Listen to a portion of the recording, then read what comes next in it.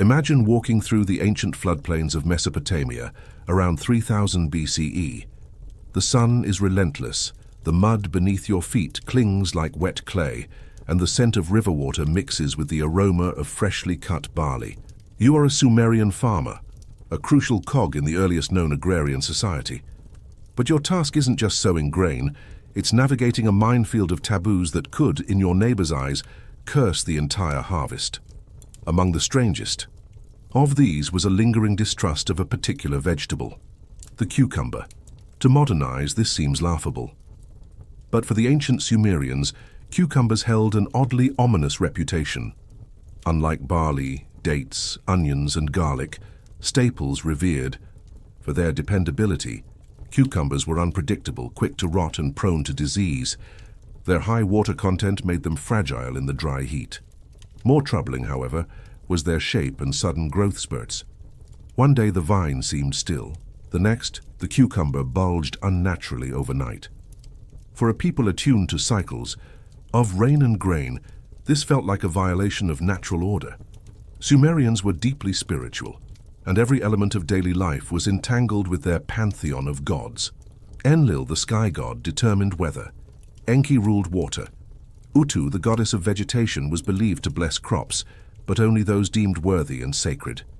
Cucumber vines, unruly and undomesticated by comparison, were associated with chaos. Some texts even record warnings that cucumber fields must not be planted too close to temples, lest they offend the gods with their odor or wild growth. Cuneiform tablets from cities like Lagash and offer tantalizing glimpses into this tension.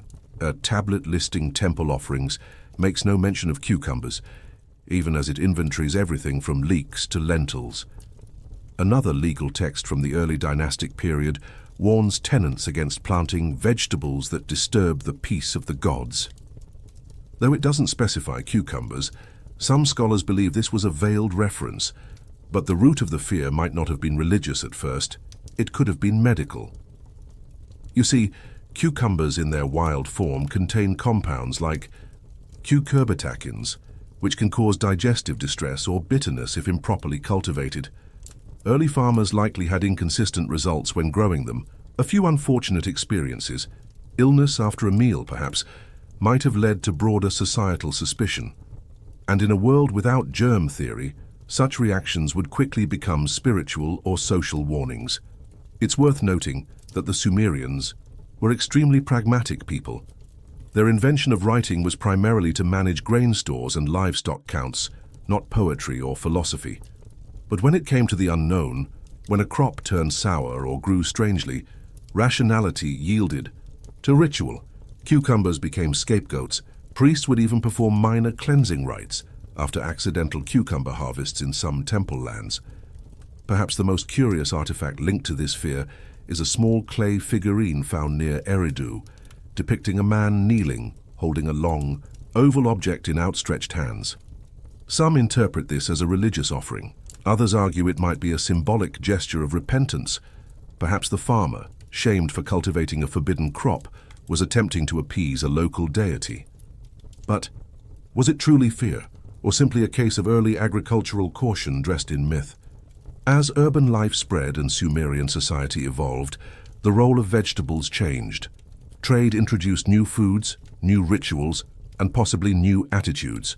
But in these early centuries, the cucumber remained a symbol of the chaotic and unknown. Creeping, watery threat lurking among the predictable rows of barley. So why were cucumbers so feared? Was it disease?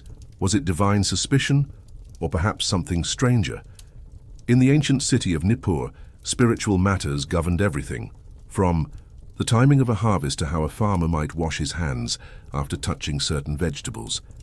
Nippur wasn't just another city-state, it was one of the holiest sites in Sumer, home to the Akur temple complex dedicated to Enlil, the chief god of the pantheon. Here, taboos weren't folklore, they were doctrine. And among the lesser taboos, whispered through the temple's clay brick corridors was this: the vine of the serpent must not enter the sacred field. The serpent vine was a euphemism. Most scholars now agree it referred to cucumber plants. The metaphor made sense. Cucumbers coiled along the ground, snaked through gardens, and sprouted fruit in unexpected places. Their erratic behavior was unnerving to a priesthood obsessed with control and purity. Temple scribes and officials kept extensive records, and many of these tablets detail food offerings for festivals, sacrifices, and daily rituals. Notably, cucumbers are conspicuously absent. While garlic, onion, barley beer, and date cakes were common offerings, cucumbers almost never appear, even when other garden vegetables do. It wasn't just a question of availability, it was intentional exclusion. When cucumbers were mentioned, it was often in a context of cleansing, avoidance, or illness. One medical text, part of the so-called therapeutic series uncovered in Ashurbanipal's later library, but originally based on older Sumerian knowledge, lists cucumbers among items to pass swiftly from the bowels, warning that they may bring bitter humors if offered to a restless stomach. That phrase, bitter humors, reflects an early understanding of bodily balance, something later echoed in Greek and Roman medicine. But to the Sumerians, such disturbances weren't just physical, they were spiritual imbalances. And in a world where crop failure, disease, or even infertility might be blamed on divine anger, no one dared flirt with agricultural offense. 1. Curious passage from a purification ritual speaks of the green thing that suckles from mud and steals the water of wiser plants. The language is poetic, but the meaning is clear. Cucumbers were invasive, greedy, and suspicious. They were not to be cultivated near temple lands and certainly never brought inside for ritual purposes. Even the method of handling cucumbers was ritualized in some communities. Archaeologists believe that in places like Umma, farmers may have been required to segregate cucumber patches behind low reed fences, effectively placing them in quarantine. This wasn't a matter of farming convenience, it was symbolic isolation. They were a tolerated nuisance, like a relative invited to the wedding but seated far from the main table. The fear extended beyond the spiritual. Sumerian society had bureaucratic layers that would rival modern governments.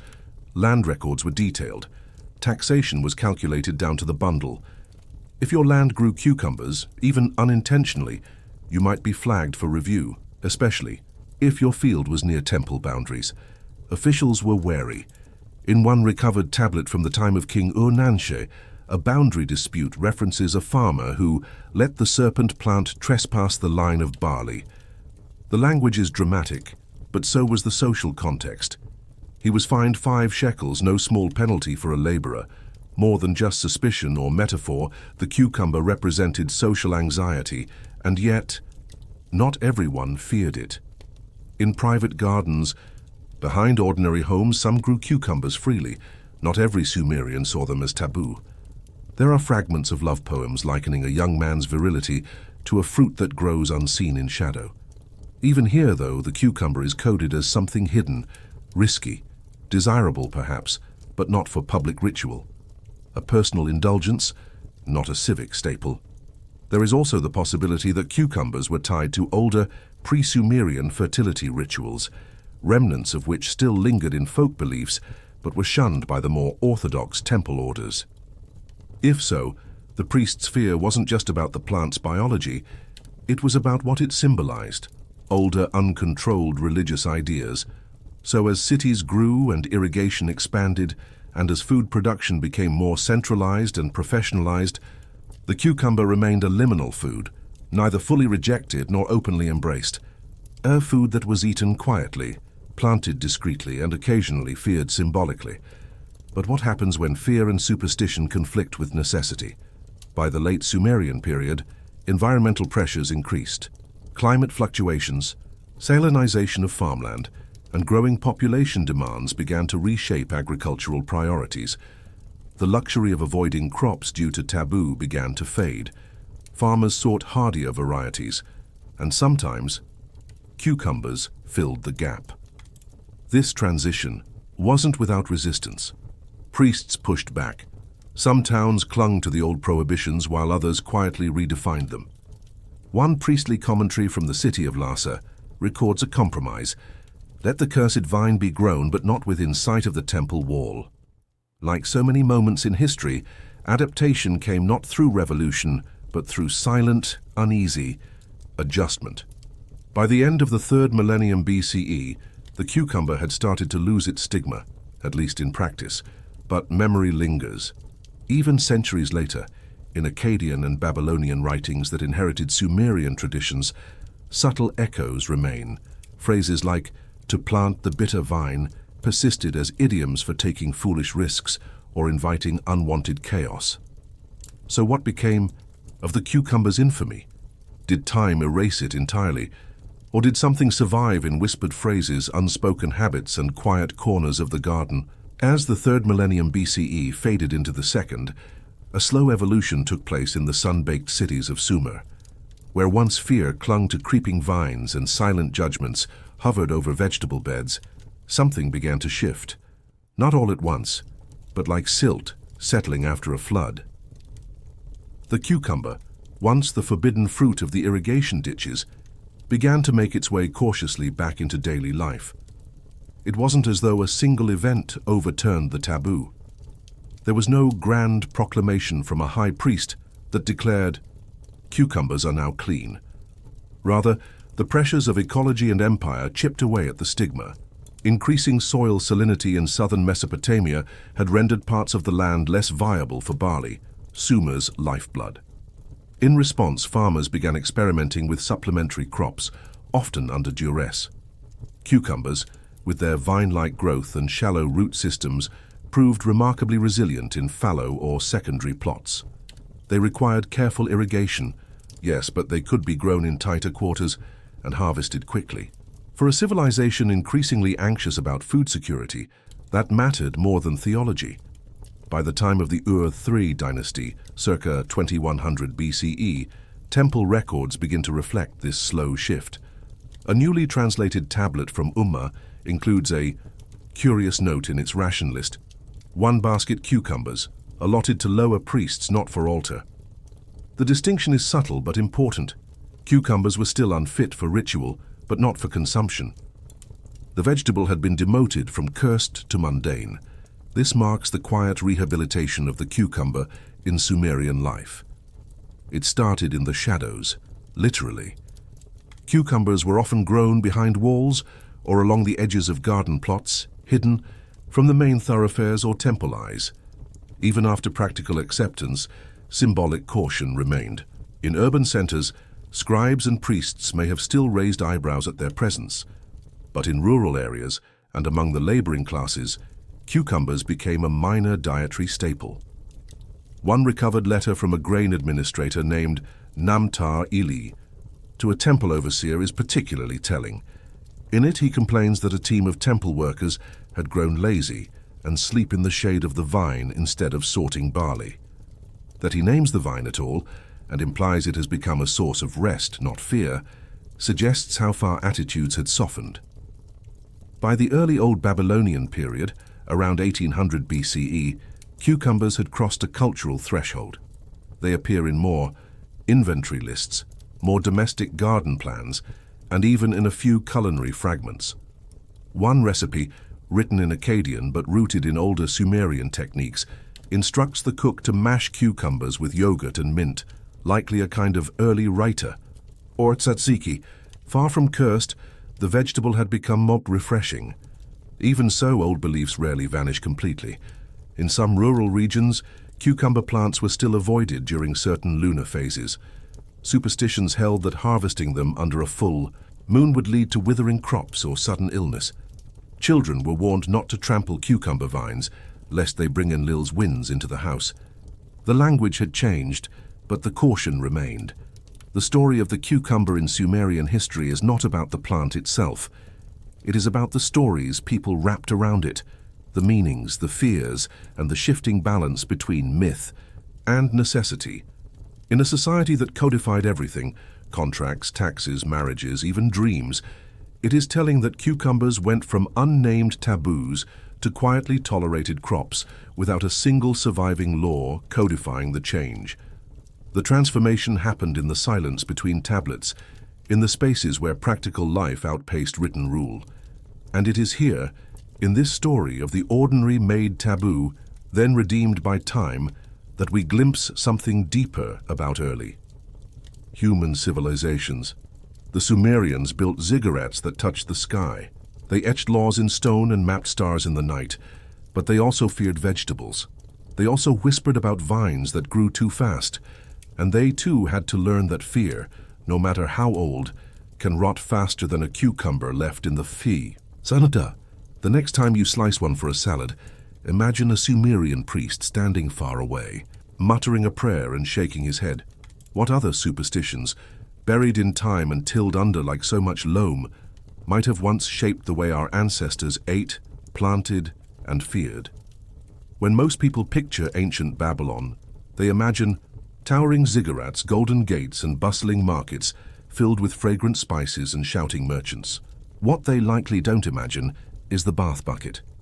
Yet for the average Babylonian, especially in the age of Hammurabi, around 1750 BCE, cleanliness was not just a luxury, it was a civic duty, a social signal, and often a bureaucratic headache.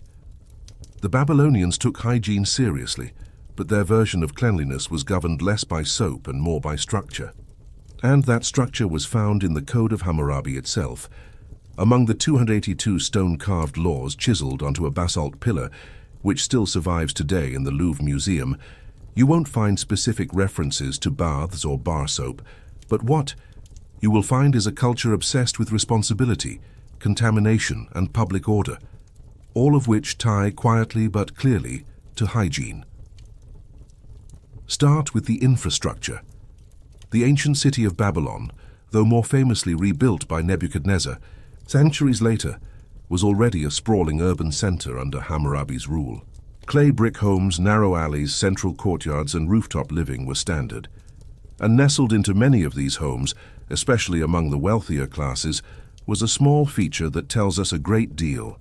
The bath slab, typically made of baked clay or smooth stone, the bath slab was a raised flat surface with a gentle slope and a small groove for runoff. Next to it, you'd find a bucket, or three, one for clean water, one for used water, and often one with oil ash or a kind of proto-soap made from animal fat and plant ash, sticky, greyish, and mildly caustic. It didn't lather like modern soap, but it cut through grime. Sort of. Bathing wasn't daily, but it was regular, especially before religious rituals, court appearances, or after certain forms of labor. Priests, scribes, and merchants were expected to maintain basic cleanliness, but the reasons weren't always about health. In Babylon, to appear unclean was to appear disorderly, and disorder was practically criminal. While the common laborer might scrub down in a courtyard or at the riverbank, the priest class had far stricter rules. Before entering a temple, priests had to undergo a ritual washing. Water was poured over the head and hands. Specific prayers were recited. In some temples, small purification pools existed, but these were rare and likely reserved for higher rituals. The average clergyman used a bucket, a bowl, and a prayer. Interestingly, temples maintained large water storage jars not just for ritual, but for general cleanliness. The belief was clear. To approach the divine, one must not be caked in the sea. Mud of the mundane. Public cleanliness extended beyond the temples, too. One surprisingly detailed tablet from Sipar outlines fines for households that allow wastewater to spill into the public road. The term used is shikru shumeshu, literally filthy drainage. The fine, 2 shekels of silver. That's a hefty price for bad plumbing. And here lies the bureaucratic brilliance of Babylon. Even bathing became a matter of paperwork. When disputes arose, say a neighbor accused someone of fouling the alley with bathwater, witnesses might be summoned. A scribe could document the offense, and in extreme cases, the local judge might rule in favor of reparations, which could include the accused paying for the replacement of someone's clay sandals. The logic: dirty water ruins shoes, and shoes weren't cheap, but access to clean water wasn't equal. The wealthy could afford regular deliveries from water carriers, young men who filled ceramic jars from canals or cisterns and hauled them through the streets. Their paths were well worn, their services priced by the jar, and their complaints frequent.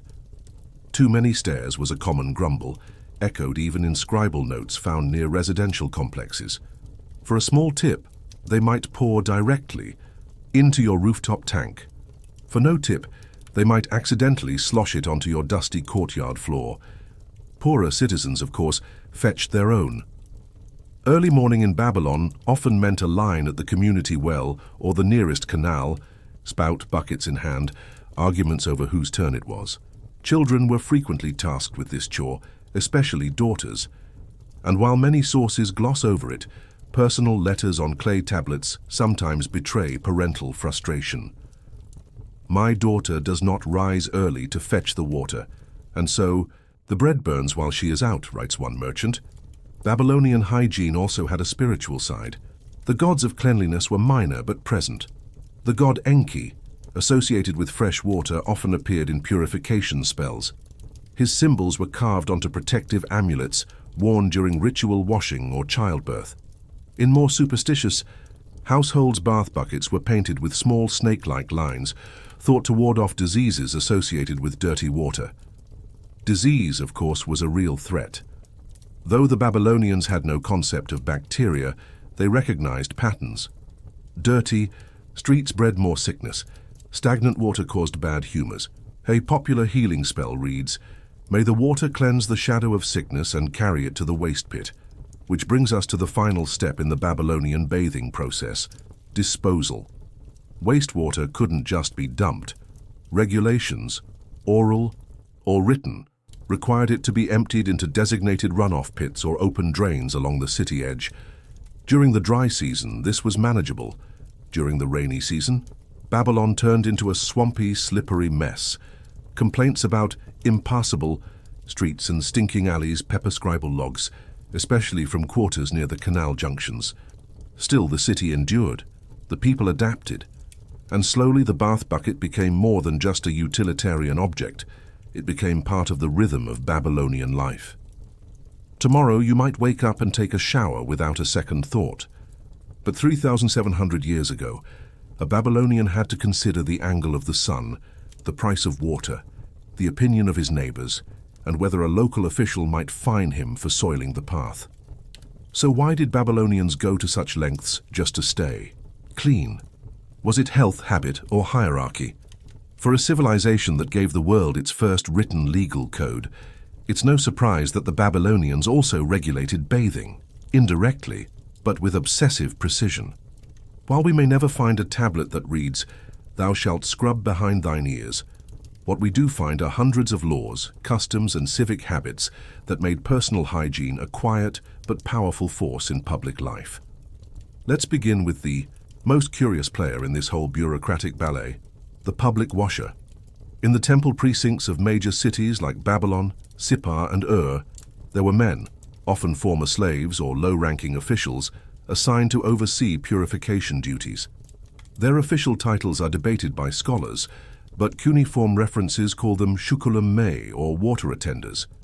Their job wasn't glamorous: clean the temple steps, wash out the ritual pools, refill ceremonial jars, and in rare cases assist priests with pre-ritual baths. But here's the twist: these men had access. They controlled the cleanest water, managed temple channels, and even had influence over who could bathe and when. In a desert culture, this made them minor gatekeepers of sacred hygiene. If you'd angered a priest, you might find yourself waiting a very long time for a bucket to arrive. Even outside the temple, the social cues around cleanliness were woven tightly into daily etiquette. A scribe entering a noble's house would splash water on his sandals before crossing the threshold. Visitors to wealthier homes were sometimes offered a shallow bowl of scented water, a mixture of river water, oil, and herbs. It wasn't meant for drinking. It was for wiping your hands and face. Declining to do so could be seen as an insult. Using too much could be wasteful. Balance was everything. This sense of measured propriety extended to children. There are surviving school tablets from scribal academies, known as edubas, that include practice sentences like, "The good child washes before eating," and "He who dirties his neighbor's courtyard is no gentleman." These were not just maxims. They were foundational to how young Babylonians were trained to behave, especially those destined for careers in law, temple service, or administration. 1. Particularly enlightening source comes from the legal case notes of a judge named Idin Sin. Among his clay docket tablets is an odd dispute involving a broken water jar, a flooded stairwell, and a family feud. A tenant accused her upstairs neighbor of carelessly pouring out bath water, which spilled down into her oven alcove, ruining her bread dough. The outcome? The upstairs neighbor was fined for negligence and ordered to repair the wall plaster. The judge noted, "Cleanliness must not cause disorder." A paradoxical phrase, and yet a deeply Babylonian one. But what about the markets? Here, hygiene was not just encouraged, it was scrutinized. Vendors selling food, perfumes, or linens were expected to appear well-kept. While not a law per se, several complaint tablets refer to merchants who were sweaty, dusty, and foul-smelling. One letter from a customer to a cloth dealer reads, "Your hands stained my robe, for you did not wash them after eating dates." In the merchant class, appearance could make or break a sale. Bathers themselves had to follow strict routines. Baths, whether private or semi-public, were not communal in the Roman sense. Babylonian bathing was modest, controlled, and largely private. Bathing clothes were worn even in the act of washing. Modesty was not just a virtue, it was enforced by social expectations. Those who disrobed openly could be fined, and in temple quarters even expelled soap as we know it didn't exist. But Babylonian texts reference cleansing pastes made from wood ash and fats, sometimes mixed with salt or crushed herbs. These were used sparingly and often doubled as antiseptics for wounds or skin irritations. One recipe, copied onto a clay tablet found near Borsippa, calls for fat of goat, ash of tamarisk, crushed cedar bark, boiled, cooled, and rubbed on with linen. Water, though, was the real currency. As canals silted up or dried, fights over water access became common. Water theft was a crime. So was water poisoning, which could happen if someone dumped animal waste upstream. In one case from Lhasa, a man accused of defiling a community bath by washing his ox cart in it was fined and forbidden from using that canal for 3 months. Even death had a hygienic angle. Before burial, bodies were ritually washed, often with perfumed water if the family could afford it. But more interestingly, a law on a funerary tablet required that the bathing water used to wash a corpse be poured outside the city gate. It could not re-enter any domestic or temple drainage channel. This law wasn't merely sanitary, it was spiritual. Contaminated water was considered unclean on multiple levels, and still not all Babylonians could afford regular washing. The poor and the enslaved made do with canal water, shared buckets, and occasional downpours. One text suggests that some households saved water from morning use to be reused for evening feet washing, a practical solution that also reveals the scarcity many faced. Yet despite all this regulation, resource juggling, and religious prescription, Babylonians kept washing. Why? Because cleanliness was a subtle form of power. It proved your status. It maintained social order. And in a deeply spiritual city, it was part of your offering to the gods. Still, we're left with a curious thought.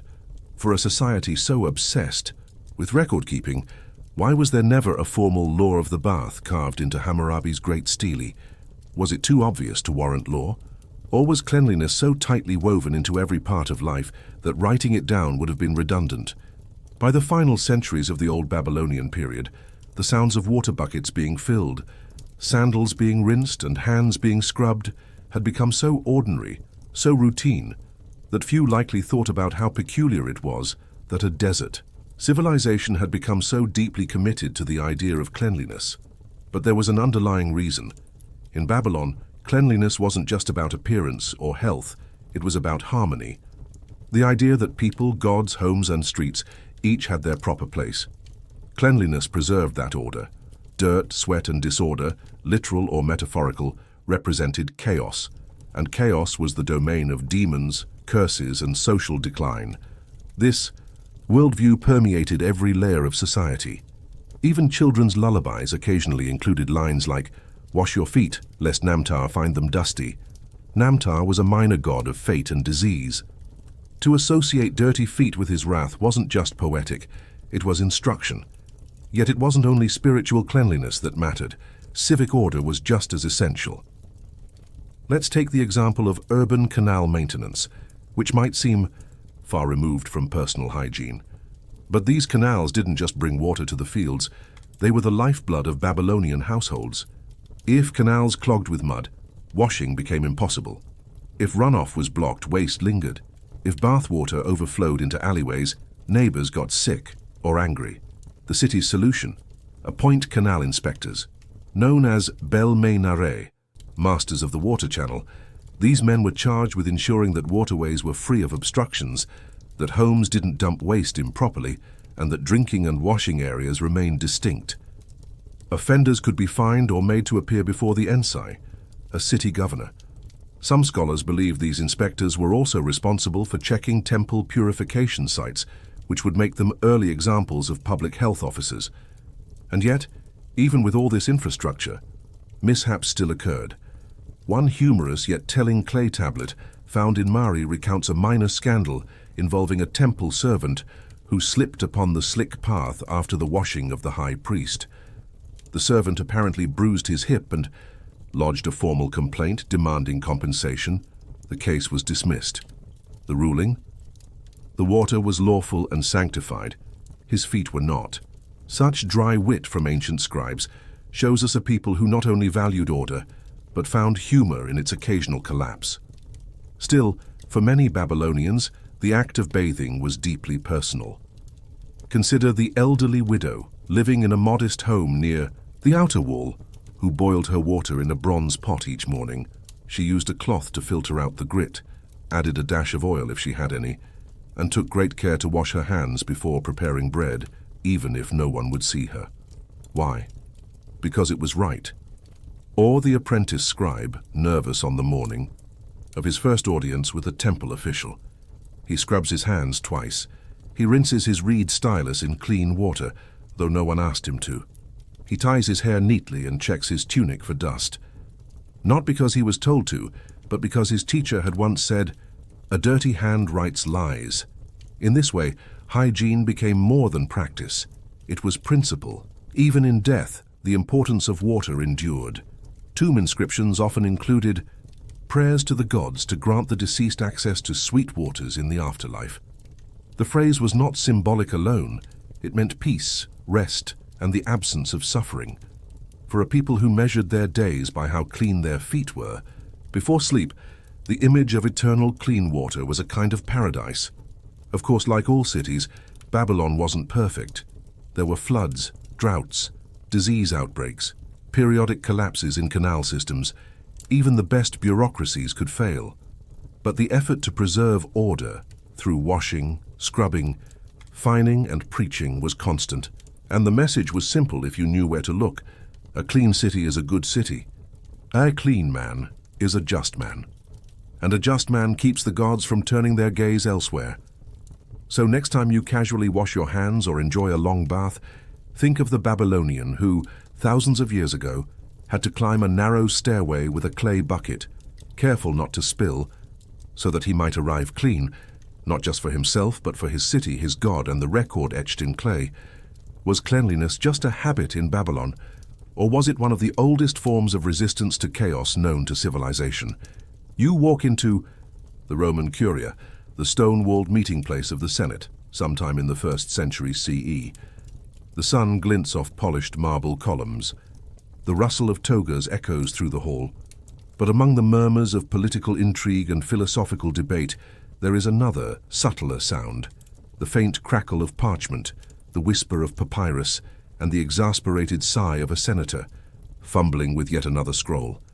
This was the age of imperial paperwork, and if power in Rome was measured by military conquest and public speeches, it was also maintained, quietly, tediously, through the dullest of tools, scrolls, ink, and the unglamorous machinery of documentation. At the heart of Rome's bureaucracy lay a staggering amount of writing. The Romans wrote everything down: census data, tax rolls, military inventories, court records, temple expenditures, and minutes from Senate debates. A law wasn't truly enacted until it was inscribed and archived. A citizen wasn't truly Roman until his name appeared on an official roll. And all of this was managed through a material most of us today associate with ancient grace, the scroll. Elegant in museums, unwieldy in real life. Let's begin with the basics. Roman scrolls volumina were made from papyrus, imported in massive rolls from Egypt. The quality varied, but for state use, they demanded only the finest. Smooth, uniform, sheets glued edge to edge, trimmed and rolled around wooden rods called umbilici. A single scroll might contain a dozen sheets or more. Too short, and it was dismissed as frivolous. Too long, and it became a practical nightmare to handle. Senators and scribes alike struggled with the logistics of these documents. There was no Ctrl plus F in a Roman scroll. If you wanted to find a specific clause in a decree, you had to unroll it slowly, one turn at a time. This process could take minutes or more, especially when the document was written in small, cramped script. Worse still, each scroll could only be read from beginning to end. There was no easy flipping between pages.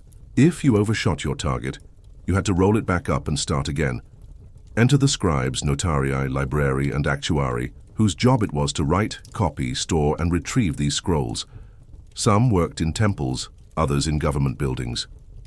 A few were highly respected public servants, most were overworked and undervalued, and all of them had to navigate a mountain of scrolls that grew year after year. The real pressure came during Senate meetings, where scrolls acted as both law and memory. Imagine a senator standing up to contest a law passed 30 years ago. He calls on a scribe to retrieve the lex cincia de donis et muneribus. The scribe disappears into a storeroom filled with rows upon rows of labeled cubbyholes. He returns, dusty scroll in hand. But which section is relevant, which clause? No tabs, no index. Just ink and patience. Paper cuts were a real occupational hazard, especially with brittle papyrus. One first-century commentary even notes that scroll wounds to the fingers of scribes shall be treated with oil of fig and wool. These weren't fatal, but in a world without antibiotics, even a minor wound could fester. But the scrolls weren't just physical burdens. They were symbolic ones too. Roman power relied on record-keeping. The famed cursus publicus, or imperial courier system, ran on written orders. Taxation was enforced through census rolls. Citizenship depended on birth registries. And if you found yourself accused of a crime, your fate could hinge on whether a particular scroll, perhaps from a distant province, had arrived in time. Errors, of course, were common. Scrolls smudged. Ink ran in the heat. Scribes misspelled names. Rodents chewed through important documents.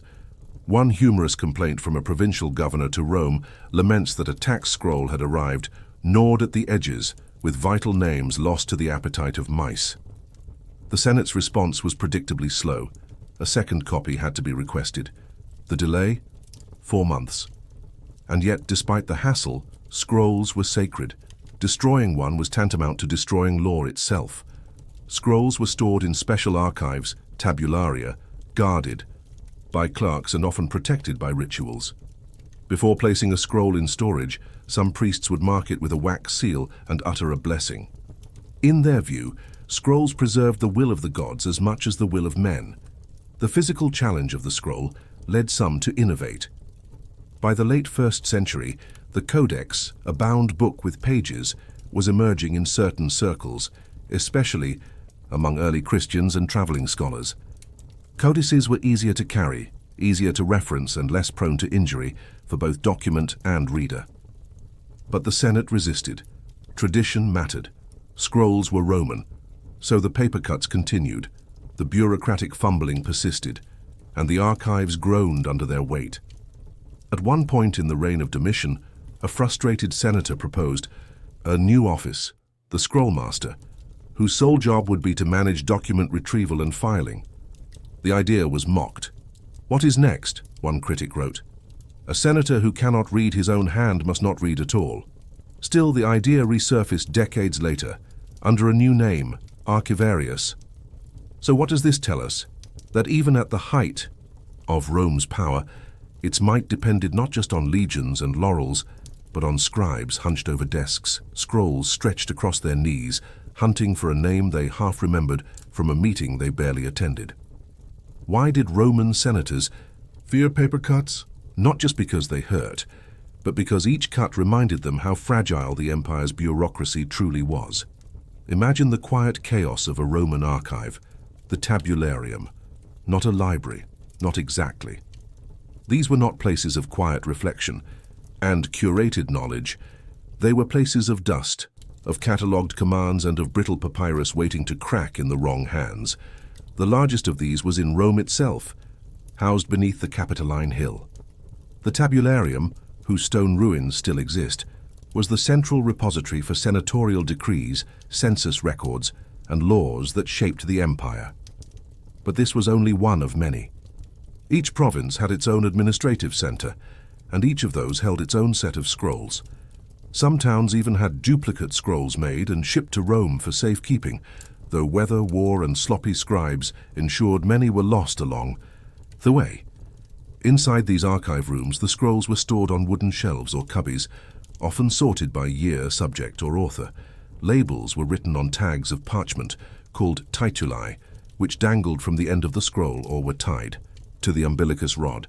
But tituli could fall off, ink could fade, and rodents had no respect for administrative order. As a result, the archivists, tabulari, developed their own systems. Some scribbled cross-references in wax tablets, others marked shelves with chalk or carved letters, yet it was never enough. Misfiling was rampant. One notable disaster occurred under the rule of Emperor Tiberius. A flood swept through the lower levels of an administrative building near the Tiber River, soaking hundreds of scrolls. Drying them proved difficult. Mold set in. Entire records were lost, including allegedly a census roll from Hispania. The Senate was forced to send a team of officials to recollect the data door by door. It took over a year. And yet, despite the fragility of their system, Romans doubled down on documentation. The censor, a powerful magistrate responsible for maintaining the census and public morals, kept exhaustive scrolls detailing citizens' ages, landholdings, family connections, and voting eligibility. These records determined tax brackets and military conscription. A misrecorded name could lead to a family paying more than it owed, or being stripped of its voting rights entirely. Citizens who believed their records were incorrect could appeal, but only if the scroll could be found. One documented case from Pompeii involved a freedman named Lucius Tiro, who claimed he was being taxed as a landowner, even though he'd sold his property years before. The scribe in charge searched the archive for his deed of sale, but found only an unsigned copy. Without the original, Lucius was forced to pay. He appealed again, but the correct scroll surfaced 2 years later, found lodged behind a collapsed shelf during a storeroom renovation. The delay cost him a quarter of his wealth. Scribes, too, were not immune to the pressures of the job. Some scribes wore gloves of thin wool or linen to avoid the sharp edges of dried papyrus, especially when working long hours. Others dipped their fingers in oil to prevent ink from smearing and scroll fibers from snagging. Injuries from splinters in wooden scroll rods or cuts from frayed papyrus were common enough that medical writers like Galen mentioned treatment specifically for scroll hand, a repetitive motion injury akin to carpal tunnel. But not all scroll problems were physical. Many were logistical or political. For example, a governor might receive an edict from the emperor written in elegant script, rolled tightly and sealed with wax. But if the scroll arrived without the imperial stamp, the signet ring's impression, it could be declared void, even if the contents were authentic. A delivery error, a smear of wax, or a missing cord could mean a month of governance undone. Worse still was the issue of forgery. With so many scribes copying so many documents, it was difficult to guarantee authenticity. Some unscrupulous officials were known to insert false clauses into existing decrees, roll them back up and reseal them. By the time anyone noticed, years might have passed. One senator accused a rival of doing just that, altering a land grant decree to include his nephew's name. A tribunal was formed. The scroll was examined, recopied, and compared to distant duplicates in Gaul. The case was never resolved, and yet the empire kept writing. By the time of Trajan, scrolls were so central to Roman life that imperial scribes were granted exemptions from military service. Their work, copying, filing, reading, was considered essential to the functioning of the state. Some of these scribes worked in shifts around the clock, especially during major administrative transitions or post-census years. Scrolls were even transported across the empire in special chests called capsae, often locked and marked with lead tags. These were carried by government couriers on horseback, sometimes guarded by soldiers if they contained sensitive political orders. In one remarkable case, a courier carrying a capsa filled with scrolls for the eastern provinces fell ill on the road. The scrolls sat for days in a villa's storeroom until a second courier was dispatched. The delay cost a provincial governor his term. His replacement had already arrived by the time the message reached him. Such stories show just how tenuous Roman bureaucracy could be. For all its grandeur, the empire's machinery depended on ink that could fade, wax that could crack, and paper that could rip.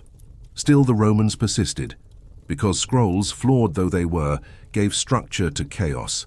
They made it possible for Rome to govern territories thousands of miles away, to collect tribute from tribes they'd never meet, to issue justice in absentia, and to remember the names of citizens long after they'd died. But it's easy to wonder, how? Many scrolls were lost.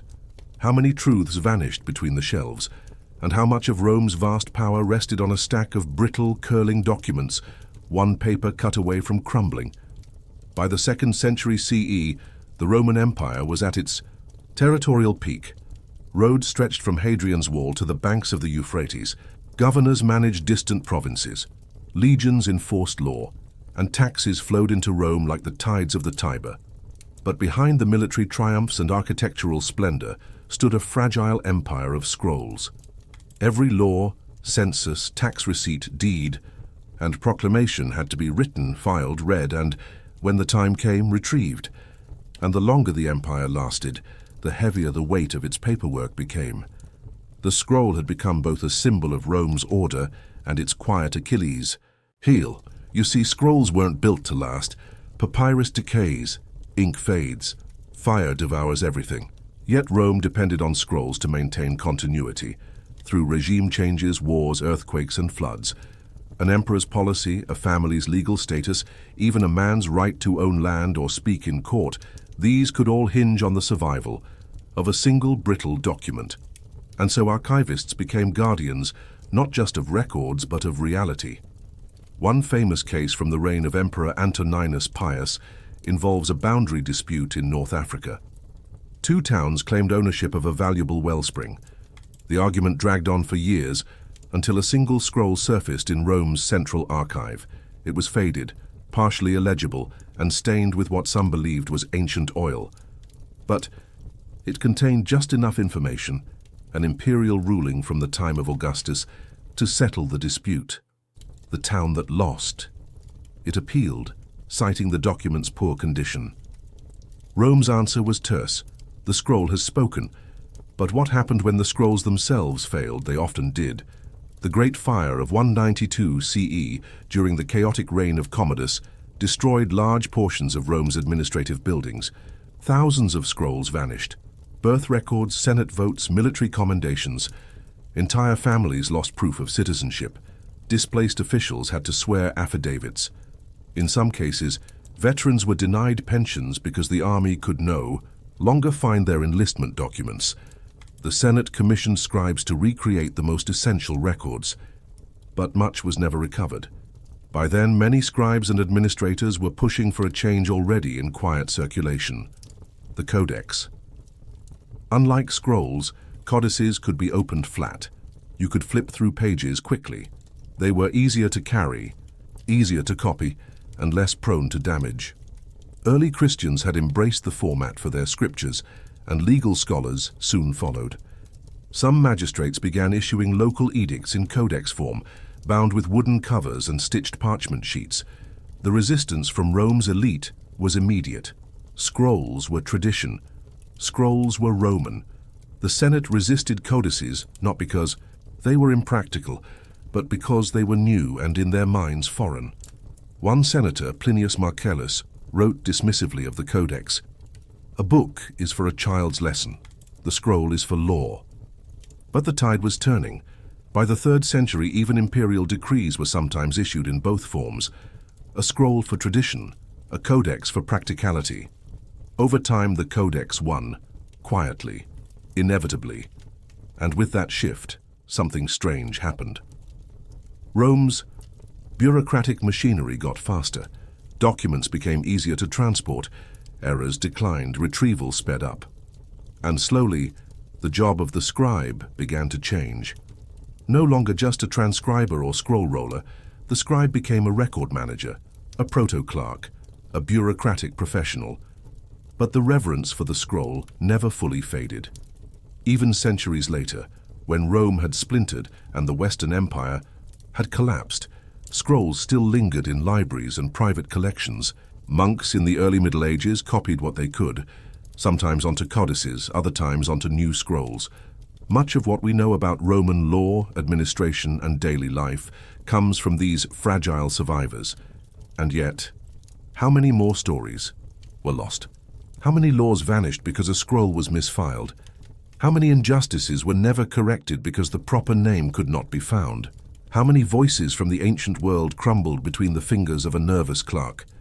In the end, the scroll is a symbol of memory, of authority, of bureaucracy at its most human. The empire believed it could preserve truth with ink and papyrus, but time reminded it again and again that permanence is an illusion. So the next time you misplace a document or lose a file on your computer, take a moment to imagine a Roman scribe in a dimly lit archive, fingers nicked and dusty, praying to find a name before the Senate's patience runs out. And ask yourself, did Rome fall with the sword or with the scroll? It's a misty morning in 13th century England. The roads are thick with mud and smoke curls lazily from the thatched roofs of village cottages. You're a tenant farmer, neither a noble nor quite a serf, owing labor and taxes to your lord. As you prepare to visit the manor to report your dues, you grab the one thing that proves what you've paid and what you still owe: a worn linen pouch filled with pebbles. In the modern world, accounting conjures images of spreadsheets and calculators. But in the Middle Ages, especially for the rural poor, numbers lived not on paper, but in stones, carved sticks, and whispered memory. And that's where the story of medieval pebble counting begins, while monasteries and royal courts had clerks. Trained in Latin and arithmetic, the vast majority of peasants were illiterate. Arabic numerals had only just begun to reach Europe, and they were mistrusted by many, seen as foreign and prone to fraud. Roman numerals still dominated formal writing, but they were too cumbersome for everyday calculations. And so the common folk turned to simpler, tactile systems. Pebbles, real smooth stones, served as a surprisingly effective method of record-keeping. These weren't just random rocks. Families often selected specific pebbles to represent particular values: a white one for a penny, a red one for a half-day's labor, a grey for a sack of barley. Some were etched with simple marks, lines, dots, or initials to indicate their purpose. They were stored in bags or wrapped in cloth, and they travelled with the peasant to the manor hall, the mill, or the tithe barn. To outsiders, it might have looked like superstition or nonsense. But to the villagers, each stone was a line in a ledger, silent, portable, and personal. Sometimes these pebbles were used in conjunction with tally sticks, another low-tech yet brilliant invention. The tally stick was typically a piece of hazelwood, notched along one edge to represent units owed, often for taxes, rents, or debts. The stick would then be split down the middle, producing two matching halves. The lord kept one, the tenant kept the other. Neither half alone could be forged, and the notches would always align. Pebbles worked in much the same way, less formal than tally sticks, but just as binding in the minds of those who used them. Manorial records from the 1200s sometimes reference these tools. In one such entry from the estate of the Bishop of Winchester, a Reeve village manager reports, "John of Locksley hath paid in full, as shown by the pebbles of his purse and the word of 3 men." Oral testimony and tangible tokens carried real legal weight. But pebble counting wasn't just about taxes, it was also used in daily trade. At markets, a buyer might set a pebble beside a basket to show intention to purchase. At the alehouse, regulars used pebbles to keep track of how many mugs they'd drunk, a practice that tavern keepers found far more reliable than memory, especially late into the evening. In some monasteries, even monks used small pebbles to mark progress in repetitive prayers, dropping a stone from one bowl to another with each recitation. In this way, counting became almost meditative, even holy. But the pebble system had its flaws. Stones could be lost, confused, or deliberately altered. A clever peasant might swap a high-value pebble for a low one, hoping the Lord's reeve didn't notice. Conversely, a dishonest bailiff might claim a payment was short when it was not. Disputes arose often, which is why village gatherings sometimes included public counting ceremonies, where witnesses observed and confirmed the contents of each pouch. These rituals, while tedious, reinforced trust. "Let each man bring his stones," reads one village proclamation from a Yorkshire manor roll, "and let his neighbours stand to vouch for their weight and truth." Still, reliance on such a rudimentary system highlights the deep divide between medieval literacy and oral culture. In cities and courts, literacy grew. Merchants kept ledgers, scribes copied accounts, and cathedral schools began teaching the basics of arithmetic. But in the countryside, where 9 in 10 people lived, numbers remained abstract, something you could feel in your hand, not write on parchment. And so the pebble endured. In times of scarcity or social upheaval, its simplicity became its strength. When famine struck, peasants used pebbles to track dwindling stores. During plague years, with so many dead that proper accounts couldn't be kept, villages returned to basic methods: stones for food, sticks for debts, memory for everything. Else, perhaps most fascinating is how long this practice persisted. Even into the 16th century, some English villages still used pebbles for seasonal tallies, especially among older farmers. A royal tax survey from 1540 complains that certain old men do reckon by pouch and stone, giving no figure nor name to their debts.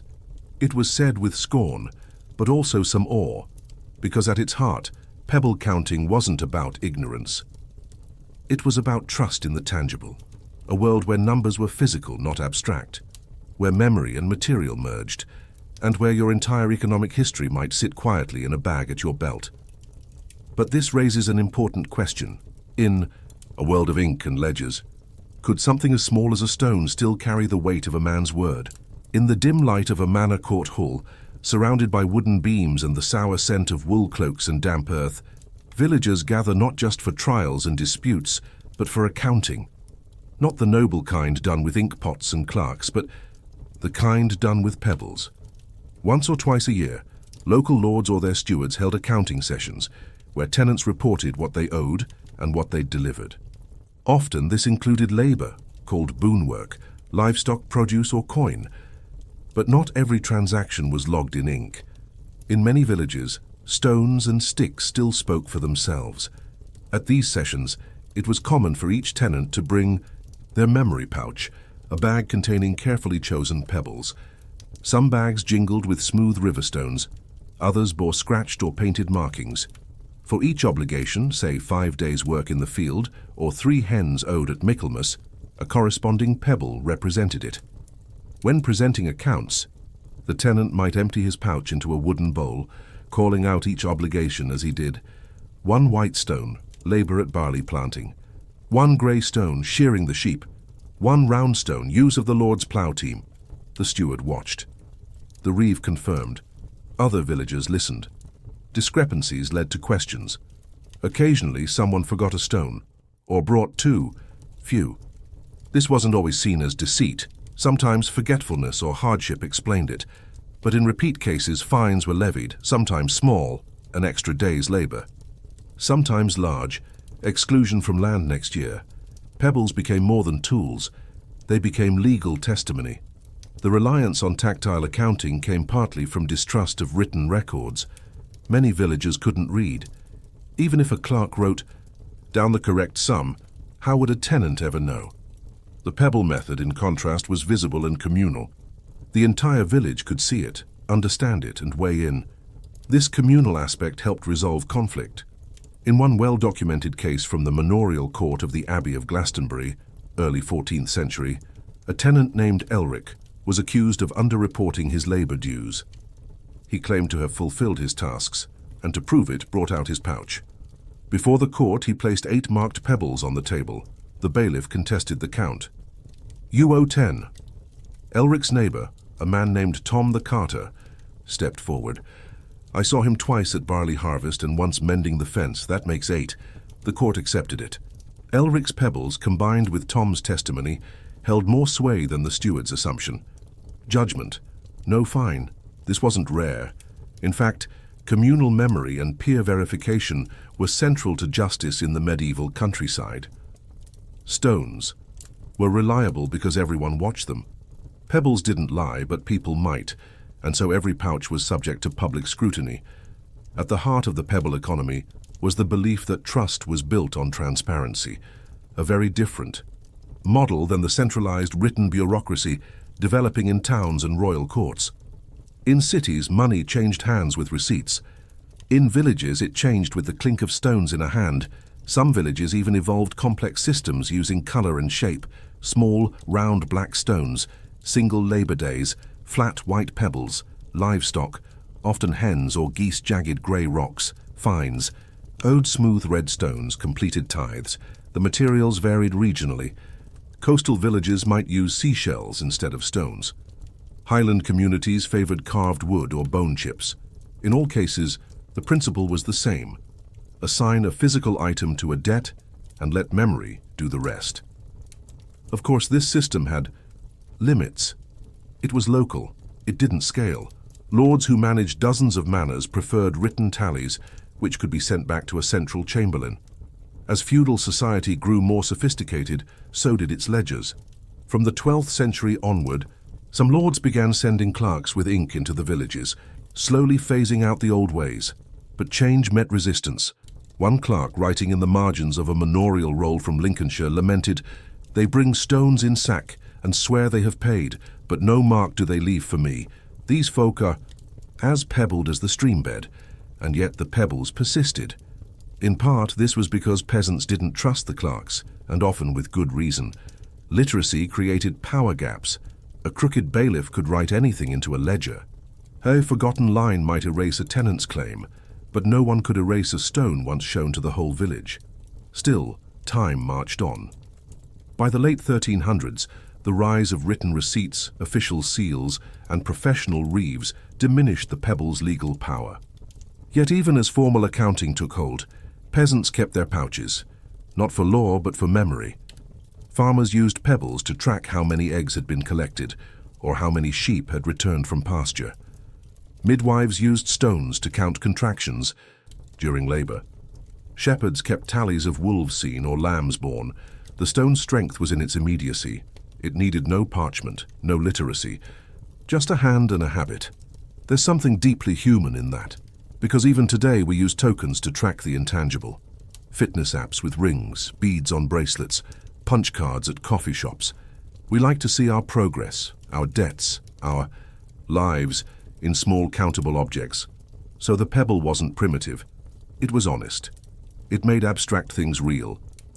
But as literacy spread and bureaucracy hardened, the pebble faded from law. The question remains: when the world began to write everything down, what was lost when we stopped counting with our hands? By the dawn of the 15th century, the once familiar sound of pebbles clinking in linen pouches had grown rare in many corners of England and Europe. In towns, and increasingly in the countryside, ink had replaced stone. The scribes had come. The shift didn't happen all at once. In some places it took generations, but the transformation was unmistakable. Accounting had moved off the table and into the ledger. What caused this change? Partly it was pressure from above. The growing power of centralized monarchies, especially in France and England, demanded standardized record-keeping. Kings wanted more predictable taxes. Nobles wanted clearer control over estates. Courts wanted consistent documentation of debts and oaths, and that meant writing, lots of it.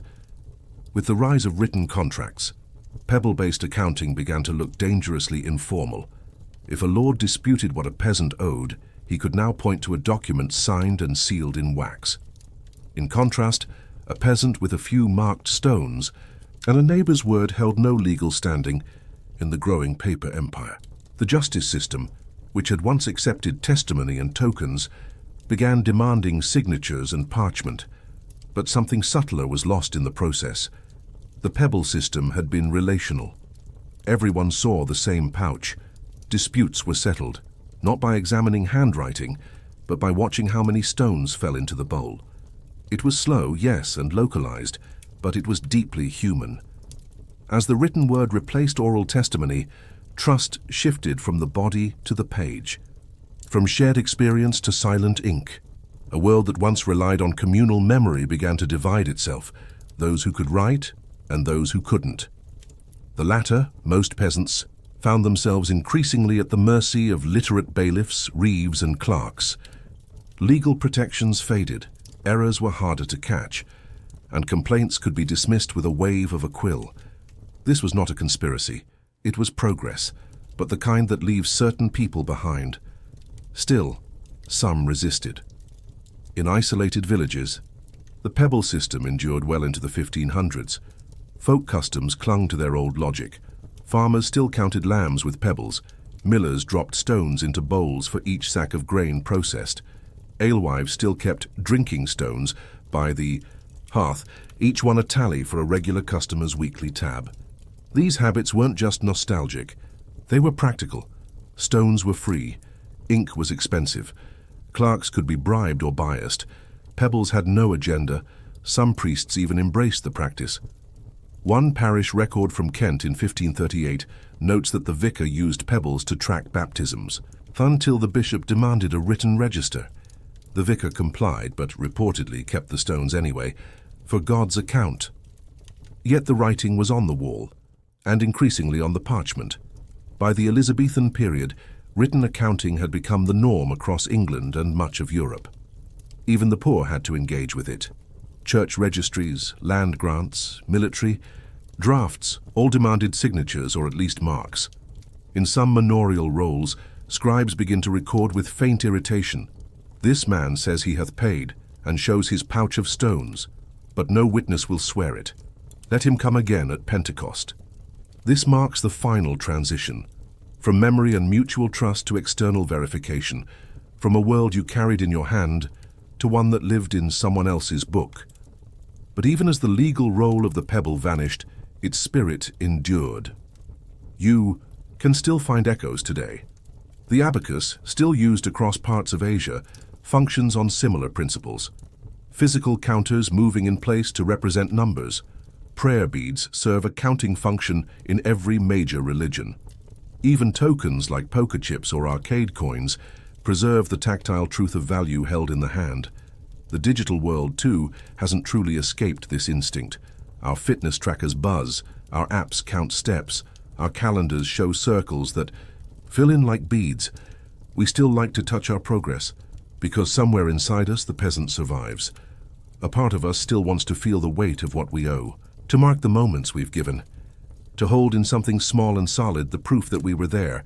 So as you scroll through a spreadsheet or sign a digital invoice, remember the men and women who once stood in smoky village halls, fingers wrapped around small stones, waiting their turn to speak their debts aloud. They didn't have numbers on paper, but they had memory, honesty, and a handful of earth, and in the end, perhaps those stones remembered better than we do. In the grand courts of the Ottoman Empire, beneath domes gilded with gold leaf and tiled in cerulean blue, officials once debated, not war or diplomacy, but cheese. Not the rich white cheeses of today's Anatolian markets, not the lovingly aged wheels of artisan craft. No, this was tax cheese, clotted, sour, hastily pressed, and utterly cursed by the middlemen who handled it. Because in the Ottoman world, dairy wasn't just food, it was money. To understand why, we must step into the world of 16th century rural Anatolia, a region rich with sheep, goats, and pastoral rhythms. Here milk flowed freely in the spring. Herds grazed under the watch of boys with flutes. Milk was churned into yogurt, clarified into butter, and curdled into rough, salted blocks of white cheese, the state noticed. And it wanted a cut. Under the Ottoman system, rural taxes weren't always paid in cash. Farmers and herders paid with what they had: barley, wheat, wool, and, increasingly, cheese. Not just any cheese, state-mandated measured cheese, pressed into round molds and delivered in bulk to military supply depots, garrisons, or even palace kitchens.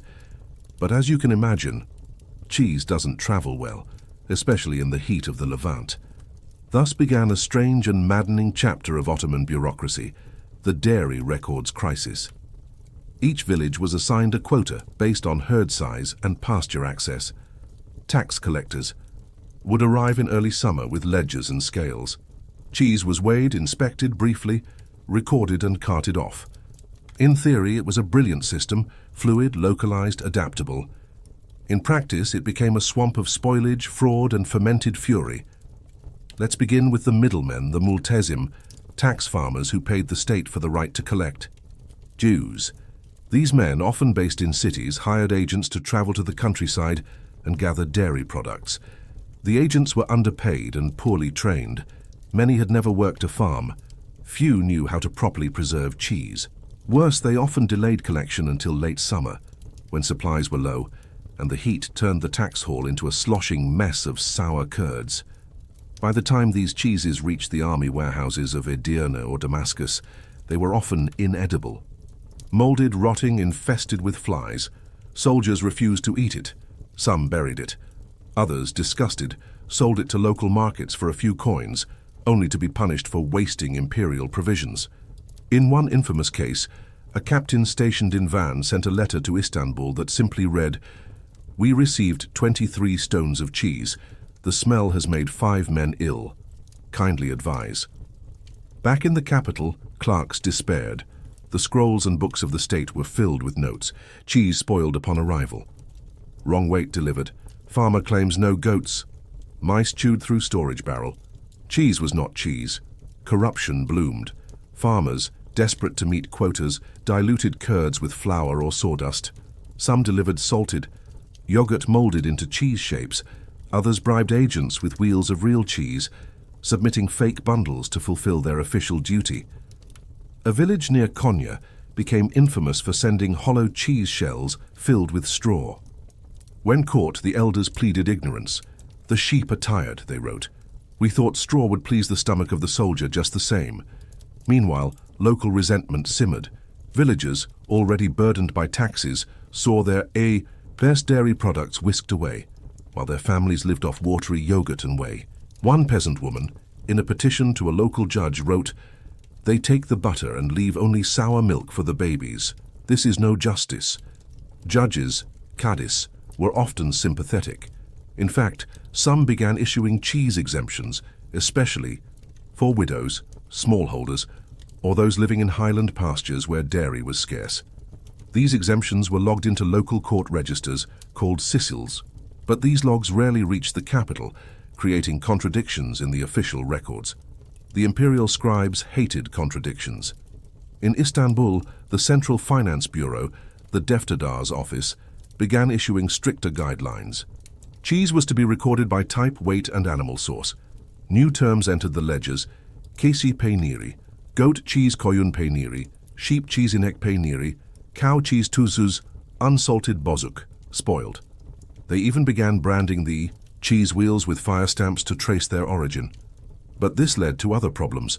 Branded cheese cracked more easily, mold grew along the burns, and village pranksters began branding rocks or soap blocks to look like tax cheese. Every attempted.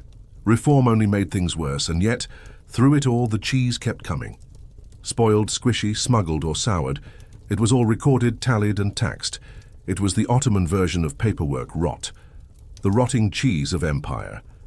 It begs the question, how did cheese, humble, local, nutritious, become the symbol of a system collapsing under its own administration? By the mid-16th century, the Ottoman dairy tax had mutated from a manageable nuisance into a full-blown administrative nightmare. What had started as a clever way to provision the military with local products had become one of the empire's most quietly loathed policies, whispered about in the same breath as conscription and grain levies. But unlike soldiers and wheat, whose movements were easily tracked and measured, cheese had a personality problem. No two wheels were the same. Fresh cheese spoiled faster than aged. Cow cheese weighed more than goat. Butter, which could substitute for cheese in some regions, required even more careful handling, and melted in the Anatolian summer heat long before it reached any depot. and so the cheating flourished. The multisim tax farmers knew they couldn't fulfill their quotas honestly, so they adapted. In exchange for bribes, they accepted fake cheese, diluted curds, or partial deliveries. Village elders struck quiet deals. "We give them 1 cheese for the books," said a farmer in a record, "from Sivas, and 1 for their stomachs." In the highlands of eastern Anatolia, entire communities began boycotting the dairy tax by quietly converting to other goods. Some paid in wool, others in dried fruit. Local judges sometimes allowed it, others did not.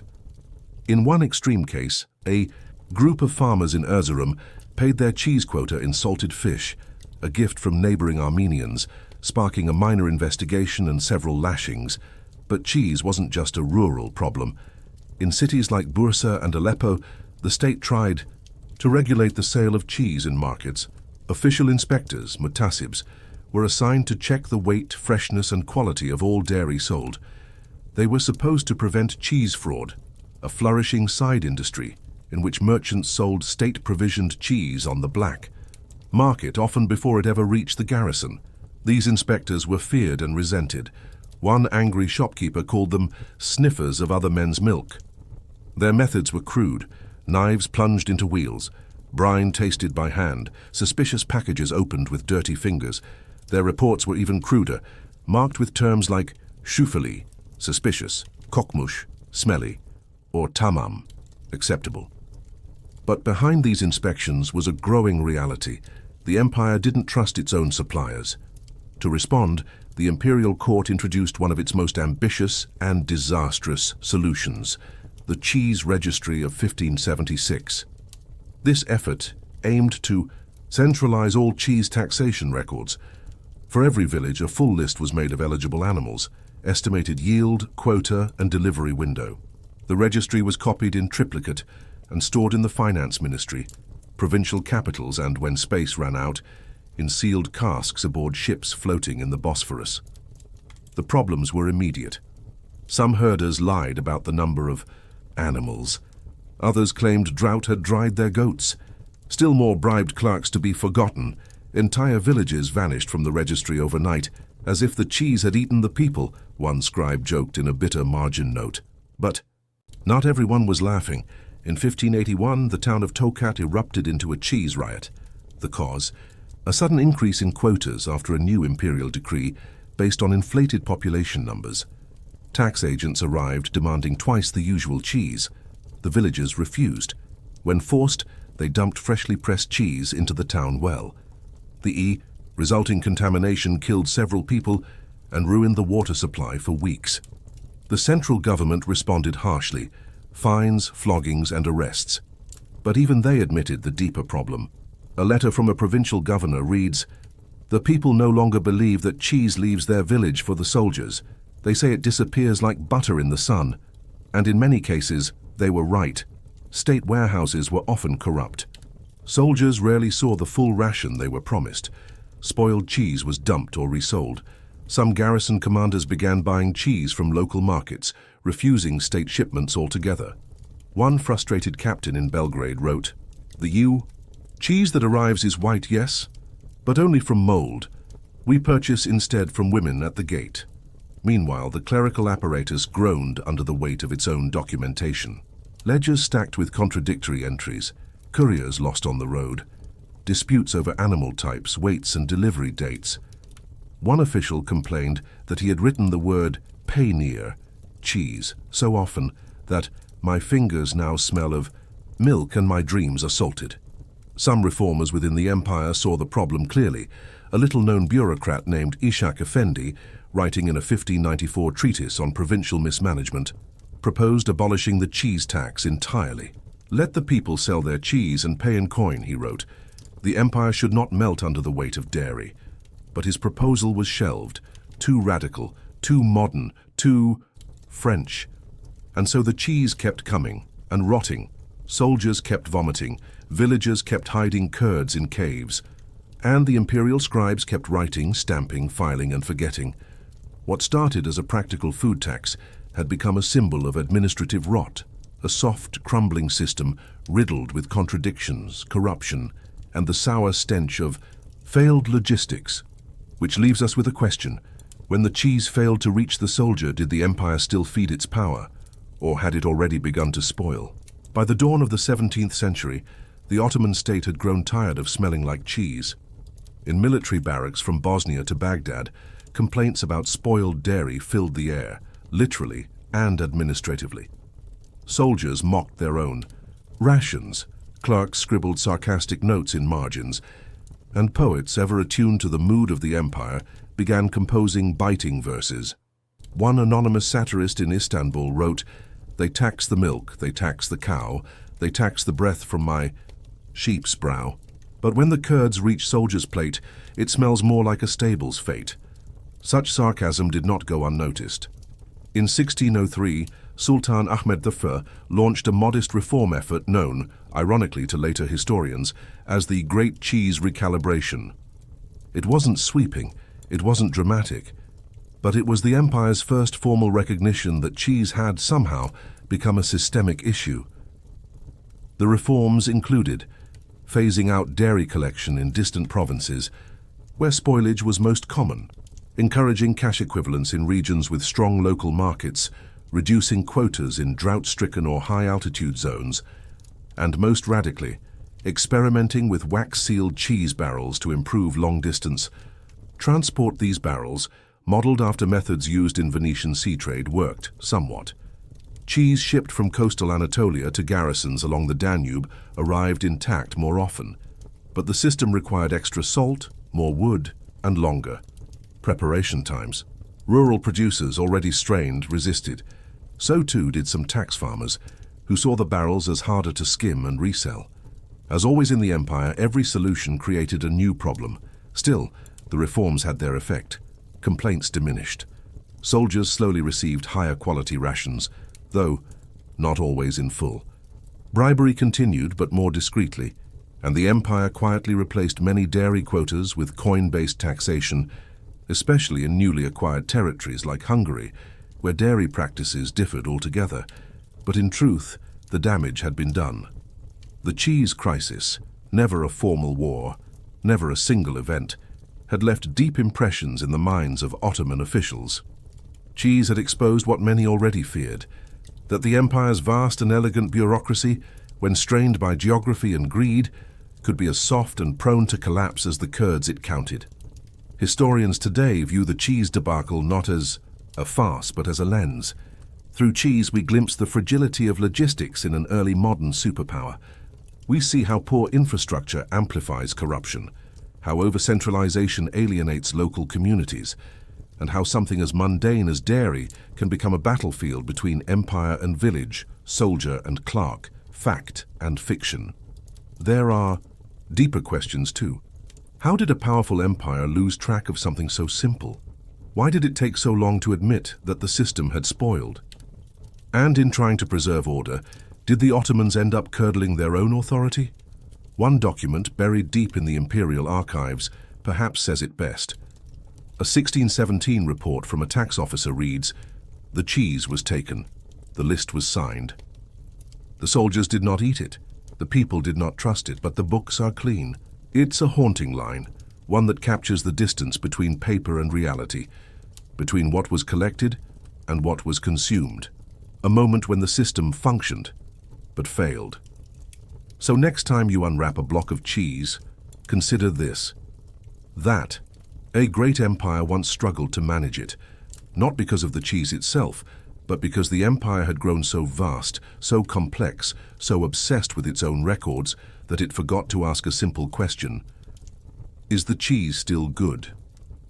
It is 485 BCE, and the Persian Empire, ruled by Darius I, King of Kings, stretches from the shores of the Aegean Sea to the edges of the Indus River. No other state on earth rivals it in scope. Cities shimmer along its rivers, tribute flows into its palaces, and royal edicts must travel across nearly 3,000 miles of road. But how does a message survive that journey? The answer is not just roads or horses. It is men, couriers, known in Old Persian as piradazish, who rode through dust, storm, snow, and night to keep the empire breathing. This is their story, and it's not glamorous. It begins with the royal road, the famed highway stretching from Sardis in Anatolia to Susa in Elam.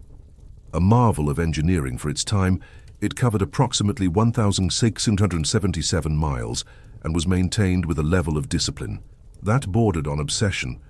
Guard posts watched its curves, inns dotted its length, relay stations known as chapakane housed fresh horses and food. Darius, always precise, was said to have declared, "There is no excuse for delay." But speed came at a cost. The Piradazes were not soldiers. They were not nobles. They were state functionaries, professional riders selected for endurance and reliability, not for glory. Clad in rough tunics, often traveling alone, they rode day and night, changing horses every 15-20 miles. A typical message from Susa to Sardis, normally a 3-month journey on foot, could arrive in 7 days. Greek historian Herodotus marveled at their efficiency, writing, "Neither snow nor rain nor heat nor darkness of night prevents these couriers from completing their appointed course." But he didn't mention the sores, the bandits, or the isolation. A courier might ride through blistering deserts by day and freezing passes by night. Scorpions in the plains, wolves in the highlands. If he lost a satchel, he could be executed. If he arrived late, he might be flogged. And if he misdelivered a message, that was treason. Each rider carried an official satchel stamped with the seal of the king. Inside were clay tablets, scrolls, or leather-strapped bundles containing edicts, tax instructions, or military orders. Some messages were written in cuneiform, others in Aramaic, the empire's lingua franca. Most were short and absolute. The harvest of Babylon will be inspected. The satrap of Bactria must report tribute. The Ionian fleet is to be summoned, but the message itself mattered less than getting it there. At the Shapar stations, fresh horses were kept in shifts, sometimes 2, sometimes a dozen, depending on the importance of the route. Horses were the best the empire could buy. Nisaean chargers bred in Media, known for their power and speed. Stables were stocked with fodder, water, and replacement gear. Riders barely dismounted, just enough time to swing themselves onto the next mount and gallop off again. The logistics were staggering. To maintain this system, the empire employed farriers, stable hands, scribes, station masters, and guards. Each message left a paper trail, arrival logs, timestamps, seal confirmations. A delay at one station triggered inquiries from another. If a courier failed to arrive, the blame might fall on the station, the satrap, or the messenger's family. In many ways, the Persian postal system was not just about delivering mail. It was about proving that the empire still functioned. But for all its precision, the system was not immune to trouble. During the harsh winter months, routes through the Zagros Mountains became nearly impassable. In years of heavy snow, entire sections of the road were abandoned. One record mentions a courier found frozen on a mountain path, the letter still clenched in his hand, his horse wandering nearby. Bandit attacks were another threat. Though the road was patrolled, outlaws preyed on isolated riders, especially near imperial borders or during times of unrest. One courier, robbed of his satchel near the Armenian highlands, was spared by his attackers, but returned to Susa limping and terrified. His punishment? Public whipping, despite his pleas. Yet couriers kept riding. Some did it for the small salary, others for the housing offered at the Shapar, some perhaps out of a quiet sense of pride, that they were part of something vast and unseen, that without them the empire would not speak. There were even ranking systems among couriers, elite riders. Those trusted with the king's personal commands wore distinctive belts or armbands. They were given access to special routes and better food, but they also bore higher risk. To deliver a secret letter to a rebellious satrap could mean walking into a trap. Some never returned. Still, the system endured. Centuries later, even Alexander the Great, after conquering Persia, was so impressed with the infrastructure that he preserved much of it, repurposing the royal road for his own empire. But perhaps the real marvel wasn't the road or the horses. It was the couriers themselves, silent, dusty, anonymous figures galloping through history to carry a name, a number, a sentence, across an empire. Because at the end of it all, the empire's survival often depended not on generals or kings, but on whether a tired man could keep riding through the night. But what did it feel like to carry the will of an empire between your elbows? The Persian Piradasish was not just a messenger, he was the pulse of an empire. And in the mind of the Achaemenid rulers, a pulse had to beat with precision, not too slow, never out of rhythm, which is why the consequences of failure were so severe. Across the royal road and its branches, spanning from Sardis to Susa, Ecbatana to Persepolis, riders knew the stakes. They bore no swords, commanded no troops, but each carried something more dangerous than weapons, a message of authority. A missed dispatch could delay a tax shipment, a troop movement, or even a royal execution. One letter misplaced, and the machinery of empire jammed, so the system built around them was strict. If a courier missed his checkpoint by more than a few hours, the station master would record it and dispatch a report to the regional satrap, the governor. If that report reached the capital, the courier might face public punishment. Records describe fines, floggings, and in rare cases branding, a permanent mark on the hand or forearm, a literal sign that this man had failed the king. Yet the postal system wasn't designed to punish, it was designed to prevent, which is why layers of backup existed. Each route had replacement riders on standby. Each station had fresh horses, mules, and food stores. If a rider fell ill or vanished, another was launched without hesitation. The message mattered more than the man. Some stations even developed redundancy protocols, sending 2 couriers on. High-priority routes, one by the main road, another via alternate paths, especially during the rainy season or when political unrest brewed near borderlands. These couriers learned to read danger. If a village refused them water, they turned back. If a road was blocked by flooding, they navigated goat trails or cut through fields. They knew which towns had safe inns and which were better passed at night. They memorized the pace of their horses, when to push, when to slow. Some carried leather water flasks, others a pouch of dried fruit and goat cheese tucked beneath their robes. There was no glory in this, no applause, just endurance. In the city of Susa, administrators kept arrival boards, clay tablets placed near the Shapar gate, listing the names and origins of incoming couriers. Scribes marked times to the hour. Delays were noted, explained, and escalated. These records, dry and terse, now offer historians rare insights. Messenger from Sardis. Arrived at second hour late by half day. Horse lame. Message from Ecbatana failed to arrive, second courier sent. Courier brought incorrect seal, message refused. Even something as small as a smudged seal or torn satchel could mean rejection.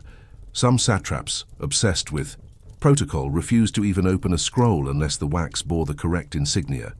The courier was then ordered to return and fetch a corrected copy, sometimes adding weeks to the exchange. Yet, despite all the obstacles, the system worked. And empire of dozens of languages, hundreds of ethnic groups, and thousands of miles remained coherent, because the information moved, and sometimes that information meant life or death. During the Ionian Revolt, 499–493 BCE, messages from coastal governors had to reach the king within days. Couriers rode nearly without rest, slipping through areas under siege or under watch.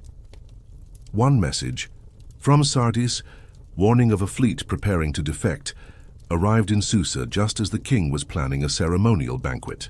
The king cancelled the feast and ordered immediate retaliation. That message, on a strip of treated leather, was found centuries later, still sealed, in the ruins of a regional archive, but not every courier served politics. Many carried messages between merchants, nobles, and temples. These private messages, though subject to scrutiny, helped keep the empire's economy alive. Orders for timber, gold, horses, or textiles all traveled on horseback. Without them, supply chains collapsed. Some wealthy families even hired unofficial couriers, smuggling messages past imperial censors. These riders, if caught, could face exile or execution, but the risk was worth it, especially for those entangled in palace politics or provincial revolts. In one recorded case, a satrap's wife allegedly used a courier to send love letters to a rival general. When discovered, the courier was flogged and the general reassigned to the edge of the empire, in a station where no courier ever arrived again. Such stories only heightened the mystery of the riders. They were feared and respected. Inns kept rooms reserved for them. Farmers offered water without question. Even bandits, according to rumor, avoided killing couriers outright, believing it brought a curse. A folk saying in Cappadocia warned, "He who slays the king's whisperer will lose his tongue to the wind." But even superstition couldn't always save them. Some couriers disappeared forever, lost in snowdrifts, swallowed by flash floods, caught in tribal uprisings. Their names never entered any book. But the system didn't pause. The road always waited. Another rider would follow, and so the couriers kept moving, through forests and plains, across rivers and deserts, beneath sun and starlight, carrying a message that was never their own for a king they'd never meet, because the empire needed to be heard. But was the voice of empire ever theirs to understand? By the time the Persian Empire reached its zenith under Xerxes, the royal road had become more than a marvel of logistics. It was a symbol of the empire's will. Every rider that galloped down its dusty spine, every scroll that passed between trembling fingers, every hoofbeat echoing through mountain passes, they all carried a single silent message. The empire is watching. The empire remembers. The empire moves. But as with all systems built on perfection, cracks began to form. The farther from the capital a courier rode, the less control the empire had. Some satrapies, the vast administrative regions governed by local rulers, began manipulating the system. They delayed messages they didn't like.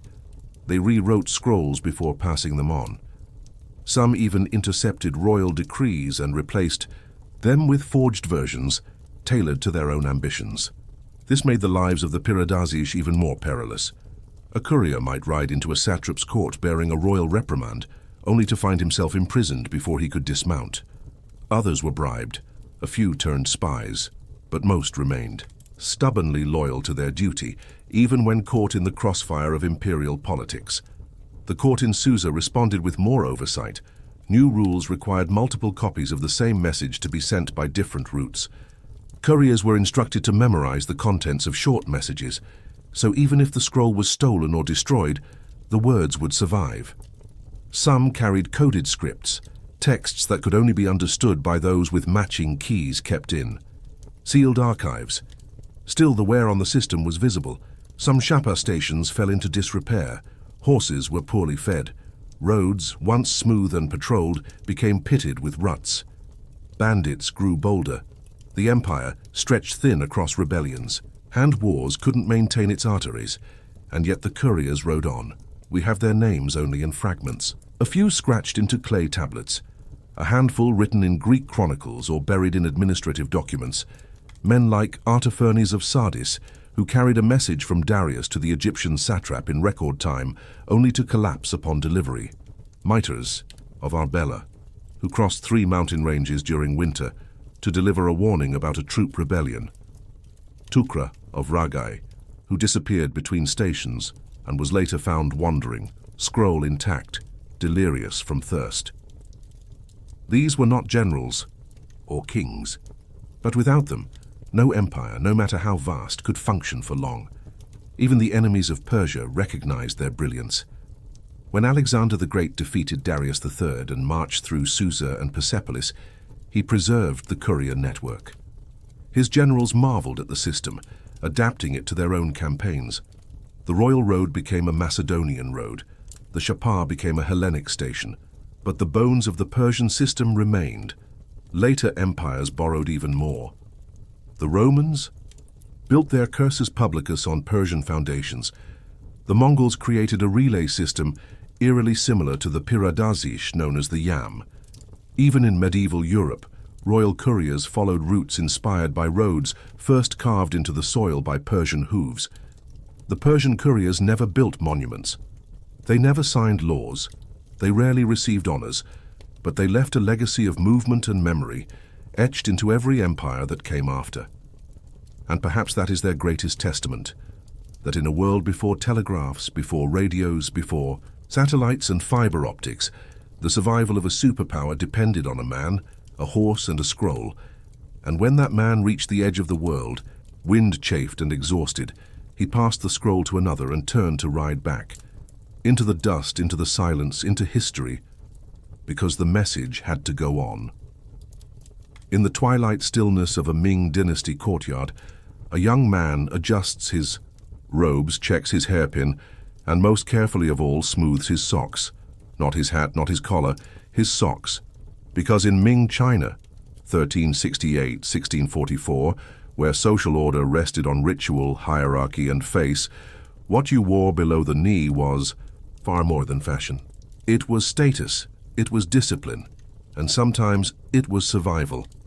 This is the quietly obsessive world of Ming dynasty footwear etiquette, where shoes could hint at rank, socks could betray shame, and even a wrinkle at the ankle might ripple into disgrace. Let's start with what's visible: the shoe. For scholars and gentry, shoes were typically made of black felt, hemp, or satin, depending on rank and season. The most formal were cloth shoes with upturned toes, stitched in patterns. That echoed Confucian aesthetics: symmetry, restraint, and sobriety. In summer, thin-soled shoes were preferred. In winter, padded interiors lined with rabbit fur. But the real subtlety was in the sock, or lu-lu. In elite circles, socks were expected to be white, immaculately clean, and precisely fitted. Sloppiness suggested laziness. Stains hinted at moral failure. A sagging sock? A sign of poor upbringing. If your sock bunched above the ankle or peaked unevenly above the shoe line, it could be interpreted as a lapse in filial piety, as if you weren't well raised enough to dress properly in front of your elders. One etiquette guide from the Wanli. Dare goes so far as to instruct, a gentleman's foot must walk not before his name, and his sock must show neither sloth nor boast. This was no metaphor. Footwear truly reflected one's identity. In imperial exams, the grueling civil service tests that defined Ming bureaucracy, examinees were observed not only for knowledge, but for deportment, including dress. A young scholar who arrived with dirty socks or loud-colored shoes might be marked down in final assessments. In some rare cases, examiners ordered candidates to remove their shoes for inspection, a gesture humiliating to anyone who dared cut corners. So, why did socks matter so much? Partly it was about cleanliness and composure, key Confucian values. But there was also a belief rooted in both Neo-Confucian and Taoist traditions that order began with the body, and that clothing the body was a sacred, moral act. To dress was to honor your parents, your ancestors, your teacher, and your station. And so socks became a battleground of self-discipline. Young boys in elite families were trained to fold their socks correctly before sunrise, aligning them perfectly by their bedding. Servants were scolded not just for dirty floors, but for failing to spot socklint on a master's heels. Some households kept a second pair of indoor socks, changed before meals with elders as a gesture of respect. In rare ceremonial moments, sock changes were symbolic, akin to purification. But footwear wasn't only for the scholar class. Laborers wore rough hemp or grass shoes, often barefoot beneath. Soldiers wore leather boots, sometimes with wrapped linen beneath. And among women, especially those of higher rank, socks became even more intricate, particularly with the practice of foot binding. Though foot binding predates the Ming dynasty, it became increasingly stylized during this period. Socks for bound. Feet were painstakingly hand-stitched, tiny, decorative, and made to be glimpsed, never fully seen. Noble women might have a dozen pairs embroidered with poems or stitched in silk, changed multiple times a day to reflect the season or the guest list. In some households, socks were among the first textiles a girl learned to sew, and the care she took in making them was judged alongside her cooking, calligraphy, and needlework. Meanwhile, in merchant homes, anxious to rise in status, socks became a tool of aspirational signaling. Records from Hangzhou mention wealthy cloth dealers who ordered imitation scholar socks for their sons, crafted in white cotton with polished seams to mimic the satin of officials. These boys wore the socks proudly. until they tried to enter official schools, where one examiner allegedly tore a boy's sock seam in front of the class and barked, "Status is not stitched." It wasn't just vanity, it was survival. To be seen in the wrong footwear, especially during a festival, a court appearance, or an audience, could result in reprimands, ridicule, or worse. One minor official in Nanjing lost his post after attending a funeral in blue socks, a color associated with joy rather than mourning. Another scholar's promotion was delayed after he wore high boots to an indoor tea ceremony, considered vulgar and martial. Even poets weighed in. One Ming verse reads, "His robe was as ink, his shoes as night, but oh, his sock did sag with spite." What use is scroll or sacred book if you forget the care you took?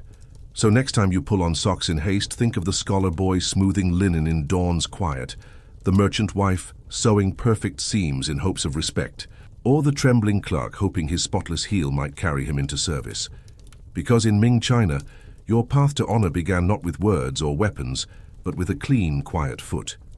But what happens when a wrinkle, a color, or a stitch risks ruining your family name? The further we walk into the world of Ming Dynasty etiquette, the more clearly we see a society obsessed with what was hidden beneath the surface.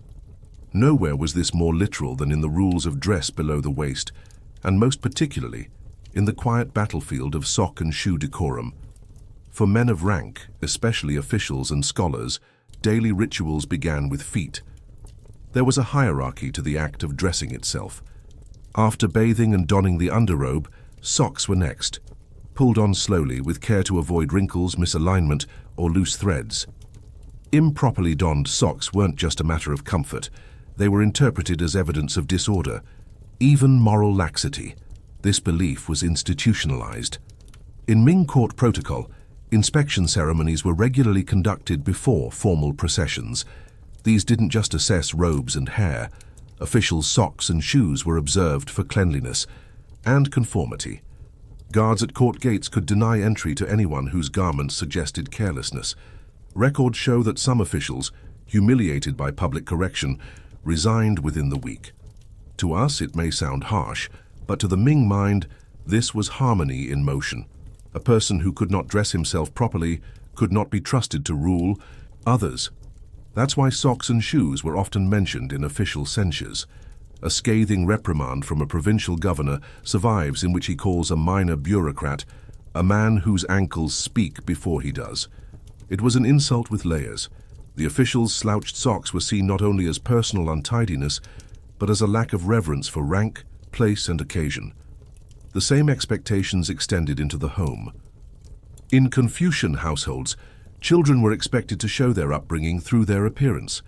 It was common for a father to assess a son's readiness for schooling, not just by his writing brush, but by inspecting the folds of his inner garments and the neatness of his white linen socks. If they sagged, he might conclude the child was not yet prepared to learn discipline, or worse, that the mother had failed in her duties of instruction. This placed enormous pressure on women in core gentry and upper merchant households. Women bore the responsibility for household refinement, and socks were a part of that. Mothers were judged on the seamwork of their sons' socks, the sturdiness of their husbands' soles, the softness of the fabric offered to guests. A bride might be evaluated by her new mother-in-law based on the sock pairs she embroidered for dowry. This expectation even extended to funerals. Mourning attire called xiaofu included specific rules for footwear. Socks had to be plain, unadorned, and slightly loose to represent the humility and looseness of spirit during grief. But they could not be dirty or sloppily tied, lest one dishonor the dead. A funeral in Suzhou reportedly drew gossip after the deceased's grandson appeared in newly whitened socks, too bright, too proud. The family endured shame for months. Even the criminal courts paid attention to footwear. A case from the Ming legal code tells of a man who appeared before a magistrate, accused of theft. Before the questioning began, the judge noted the man's oddly colored socks, green, not the customary black or white for his class. The inconsistency led to questions, which revealed the socks were stolen. The man confessed, unraveled quite literally by his feet. But not all the footwear stories from the Ming were tragedies. Some were aspirational. Poor scholars in remote towns sometimes polished their socks with chalk dust, hoping to mimic the bright whites of the elite. One aspiring candidate reportedly stitched his name into the cuff of his socks, not out of pride, but to remind himself as he dressed each morning that he must carry the family's name with every step. Even theatre reflected these values. The Ming stage, a well-dressed official would be introduced with a slow, deliberate step, meant to draw the audience's eyes to his spotless white socks, peeking from beneath flowing robes. Villains, in contrast, wore disheveled shoes, open-backed slippers or mismatched stockings. The audience needed only a glance to know the difference between honor and deceit. There were even idioms about it, a man who rose too quickly in rank. Without learning, humility was said to have socks that outrun his boots. Someone from a humble background who dressed too richly might be mocked with, "He walks on gold but sweats through linen," a reminder that appearances meant nothing. Without substance. Still, as social mobility crept upward, so too did anxiety. More families than ever sent sons into the exam halls, more sought appointments, and more tried to craft the perfect image, beginning with a properly made, properly worn sock. Which leads us to a quiet paradox. The Ming were a people who believed in vast systems of bureaucracy, scholarship, moral order. Yet they measured those systems not just in essays or laws, but in stitches, in seams, in the curve of a foot within a shoe. So what happened when your sock slipped? What did it mean to trip, however slightly, on the fabric of expectation? As the Ming dynasty marched through its final century, cracks formed not just in walls and armies, but in the very rituals meant to hold it all together.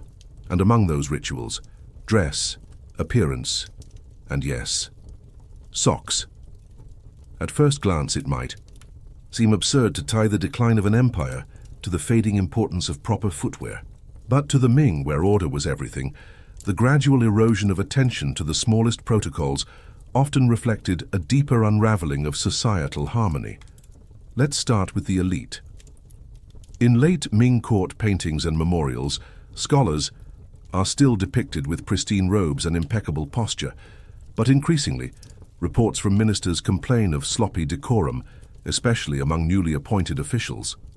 One famously stern court censor wrote in 1621, "The new mandarins arrive like rice husk scholars, flapping garments, dust on hems, and socks twisted like wine shop beggars." The insult was not merely visual, it was moral. Ming society had long upheld a Confucian ideal that one's outward appearance reflected inner virtue. When socks began to wrinkle, loosen, or vanish beneath boots, it wasn't just bad tailoring, it was the visible sign of inner decay. The middle classes, meanwhile, were also shifting. Merchants and landowners, newly wealthy, began borrowing styles and symbols of the scholarly elite. But they lacked formal instruction in courtly etiquette. As a result, they often made subtle mistakes. Colored socks worn to morning events, soft indoor slippers used for temple processions, or excessively perfumed cloth worn with humble robes. These missteps sparked criticism, but also envy. Because by the late 1500s, appearance was no longer just about virtue. It was about survival in a rigid system that was increasingly under strain. And then came the urban theaters, where comedians began to poke fun. On stage, actors portraying corrupt officials exaggerated their steps to flash overly bright or mismatched. Socks. In one play, a dishonest tax clerk is revealed not by a confession, but by his fine silk socks poking out beneath a peasant's robe, a jab at officials profiting from the poor. Audiences laughed, but they also nodded. The joke worked because everyone recognized the truth beneath the fabric. By the final decades of the dynasty, even imperial edicts took notice. A 1637 court bulletin chastised regional governors for lax inspections of ceremonial dress. Let not the men who bow to the Son of Heaven do so with uncovered ankles or dishonored hems. This was no idle reprimand. It reflected growing concern that ritual obedience, so central to Ming ideology, was eroding. And the erosion wasn't just cultural. The military, stretched thin by internal rebellion and Manchu incursions, became more pragmatic. Commanders allowed looser dress standards. Soldiers began favoring boots without socks or wrapping their feet in strips of cotton. Function replaced form. The old standards, once sacred, were now seen as burdensome, even dangerous. In the provinces, famine and flooding disrupted production. Socks, once handmade by wives and mothers, became less common, often reused until threadbare. Some families could no longer afford the cloth. Others chose practicality, thick leggings, straw sandals, or barefoot labor. And yet, even then, the idea of the sock persisted. In one surviving letter from a rural teacher to his pupil, he writes, "You may arrive in borrowed shoes, but your socks must be your own. Let them be clean even if patched. A man who tends his feet tends his fate." Even after the fall of the Ming in 1644, as the Qing dynasty rose and cultural norms shifted, many Confucian scholars, especially those in hiding or mourning, clung to Ming customs. Some refused to adopt Manchu dress. Others, in private defiance, kept Ming-style white socks folded among their few remaining possessions. One account from the early Qing tells of a reclusive poet who, though impoverished, still washed and mended his socks each morning, as if waiting for a summons that would never come. Because in a world collapsing around them, order, even in small things, was a way to preserve dignity. So what does a sock mean in the great sweep of history? It means that sometimes empires are not only held together by walls and warriors, but by rituals of daily discipline, by the unspoken rules that keep society walking in step. And when those rules fade, we notice not in revolutions, but in the tiny sounds of slipping heels and quiet, dragging seams. In the end, Ming socks were never just about feet. They were about form, about face, about belonging in a world where every detail mattered. And as that world unraveled, the last to fall were not the thrones or gates, but the rituals that began each morning with the careful smoothing of white linen, wrapped silently around a hopeful ankle. The long houses of medieval Scandinavia echoed with many sounds: crackling fires, clanging hammers, the low murmur of sagas. But buried in the rhythm of Norse village life was another sound, the confused murmuring of men trying to figure out what day it was, especially on Tuesdays. In the Viking Age, roughly 800 to 1100 CE, the Norse lived by both sun and story. Their world was ordered less by clocks or calendars and more by cycles of weather, feasts, tides, and battle seasons. But as Christianity crept into their world, so did something far more unsettling than missionaries or kings. The 7-day week and no day confused the Vikings more than Tuesday. To understand why, we need to return to how the Norse once marked time. Before Christianity, time was counted in moons, feast intervals, and seasonal shifts. A man might say, 3 nights past the high moon, or 2 turns since the goats gave birth. Daily life revolved around daylight, tasks, and oral tradition, not strict divisions of named days. There was no Monday, no Thursday, just work, weather, and war. But by the 10th century, as Christian missionaries gained influence, monasteries and royal courts began enforcing the Roman calendar system, including the 7-day week, an idea both foreign and, to many Norse, unsettling. Most of the week's names were eventually translated and adapted through Old Norse mythology. Sunday, Sunnudagur, Sun's Day; Monday, Mannadagur, Moon's Day; Wednesday, Odinsdagur, Odin's Day Thursday; Thorsdagur, Thor's Day Friday; Freyadagur, Freya or Frigg's Day Saturday; Laugardagur, Washing Day, Old Norse origin. But then came Tuesday, Tisdagur. Named after the Norse god Tyr, a warrior deity associated with law, order, and sacrifice. Tyr was revered, but also feared. He was the god who placed his hand in Fenrir's mouth, knowing it would be bitten off. His name evoked duty, blood, and the cold iron of justice. And now, every 7th sunrise, peasants and warriors alike were expected to observe a day in his name. To many Norse, this association felt heavy, uncomfortable. Tuesday quickly became synonymous with legal matters, property disputes, and trial by combat proceedings, all commonly scheduled for the 2nd day of the week in Christianizing settlements.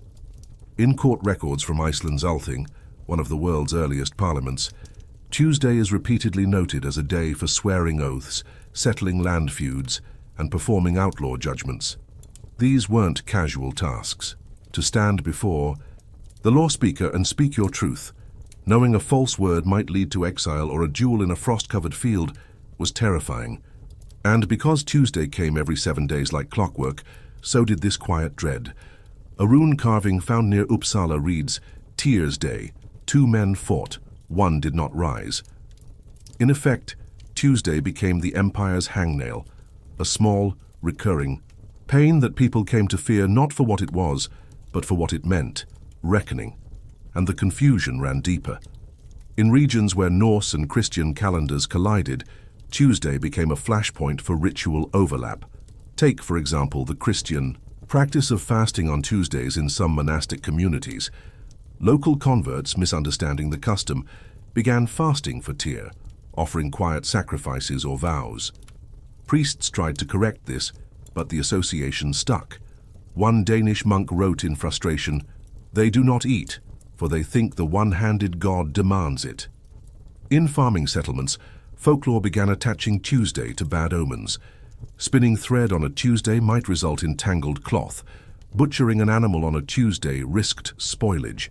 Children born on a Tuesday were thought to be stubborn, unlucky, or prone to litigation. Even Viking raiders observed the taboo. A fragmentary saga tells of a ship captain who refused to set sail on Tisdaga, believing that doing so would lead to mutiny or storm. His crew waited an extra day, only to be overtaken. By rival raiders, his name lost to time, his superstition preserved in story. And this pattern, fear through association, confusion through cultural collision, only deepened as the Roman calendar spread. Farmers who once counted by moon phases now stared at wooden primstaves carved with runes for feast. Days and saints, market schedules shifted, church bells rang every 7 days, and still people asked, "Is today the day I must defend my land? Is today Tears Day?" Because if it was, they'd best be ready for court, for combat, or for silence. So how did Tuesday, a day meant to bring order, become a symbol of dread? And what happens to a people when time itself begins to carry the weight of anxiety? As the Roman calendar tightened its grip on Norse settlements in the 10th and 11th centuries, Tuesday became more than a day. It became a ritual pressure point, a hinge on which justice, fear, and fatalism swung. Nowhere was this more pronounced than in the Icelandic Commonwealth, where weekly assemblies, things, formed the spine of local governance. Here every Tuesday brought a familiar scene. Low clouds gathering over a frostbitten field, men wrapped in cloaks, each bearing disputes, claims, or oaths on their lips. Tuesday was not a rest day. It was a reckoning day. According to preserved segments of the Gragas, Iceland's medieval law code, legal assemblies often began on Tuesday mornings. These included inheritance disputes, boundary declarations, and trial by oath rituals. In a land with no centralized military or standing police, law was enforced through custom and courage, and Tuesday was the court's chosen anvil. And anvil it was. To stand before the law speaker and make a sworn declaration required a kind of composure few men possessed. The law demanded not only truth, but performance. Hesitate and your enemies pounced. Mispronounce a formulaic phrase, and your case could be voided. One tale from the Landnámabók tells of a man named Hrani who, trembling under pressure on a Tuesday morning, misquoted his oath and was immediately stripped of his property. The phrase he forgot? "With Tyr as witness." Ironically, invoking the god of law on the day named for him was both tradition and trap. The psychological toll added up. Farmers would delay traveling if they knew a Tuesday ruling loomed. Markets emptied early the day before. Scribes and monks noted spikes in quarrels and duels midweek. Even saga writers, normally indifferent to the calendar, consistently timed climactic confrontations on a Tuesday. Never a coincidence. Always a signal. And then there was the ritual fatigue. As Christianity spread and saints' feast days were layered atop existing customs, overlap bred confusion. Some holy days fell on Tuesdays, leading to bizarre hybrid observances. One monk's diary describes a rural congregation honoring both Tyr and St. Felix in the same prayer session. He wrote, "They crossed themselves, then raised their fists to the sky, calling both mercy and vengeance into the room. Efforts to correct such practices failed. The church may have brought the calendar, but it could not erase the emotional logic of the Norse mind. Tuesday had already carved itself deep into the communal psyche. The fear wasn't just judicial, it was cosmic. Tyr, though a god of law, was not comfort. He was sacrifice incarnate. The only Norse god known to lose a limb for the sake of oaths, Tyr's presence in the calendar served as a weekly reminder of what must be given up for order, and people gave up much. Tuesdays were increasingly associated with land forfeiture. Many recorded confiscations occurred on Tuesdays, often after a failed court appearance, outlawry sentences. Men declared fjarbotamader, outlawed, typically learned their fate on this day. Duel announcements. Though not always fought on Tuesdays, challenges were often issued on them, giving Tuesday a taste of iron and dread. Even omens and dreams shifted. In folklore recorded by 19th century collectors from rural Norway and Iceland, dreams occurring on a Tuesday were believed to foretell personal loss. One legend claimed that dreaming of fire on a Tuesday meant you would be burned in court, that is, condemned or fined. Others believed that traveling on a Tuesday invited injury, especially if passing known Thingstead sites, locations, of historic courts. These beliefs were never codified. They didn't need to be. Like weather, they settled into the bones, and like weather, they influenced action. The result? A cultural rhythm of caution. Fewer new ventures began on Tuesdays. Marriages were almost never held, trade was slowed, building projects delayed. Even ships, those famously Viking vessels, were sometimes held back one day if the tide fell on a Tuesday. The longships feared the courtroom more than the storm. And what of Tyr himself? As Christianity solidified its hold, the gods of the Norse faded into legend. But Tyr, unlike Thor or Odin, was never fully mythologized. He wasn't sung about in drinking halls or carved into decorative weapons. He became instead a symbol of quiet, painful duty. A figure hidden in calendars and court rituals, spoken of more in lore than in legend. In time, his name endured only through the anxiety of a weekday. So how does a culture come to fear a day, not by decree, not by religion, but by the slow, weekly reminder that justice has a cost and that the calendar never forgets to call it due? By the waning centuries of the Viking Age, the Norse world was no longer what it had been. The great raiding expeditions had quieted. Kings claimed lineage from both Odin and Christ. Stone churches rose beside longhouses. Laws once carved in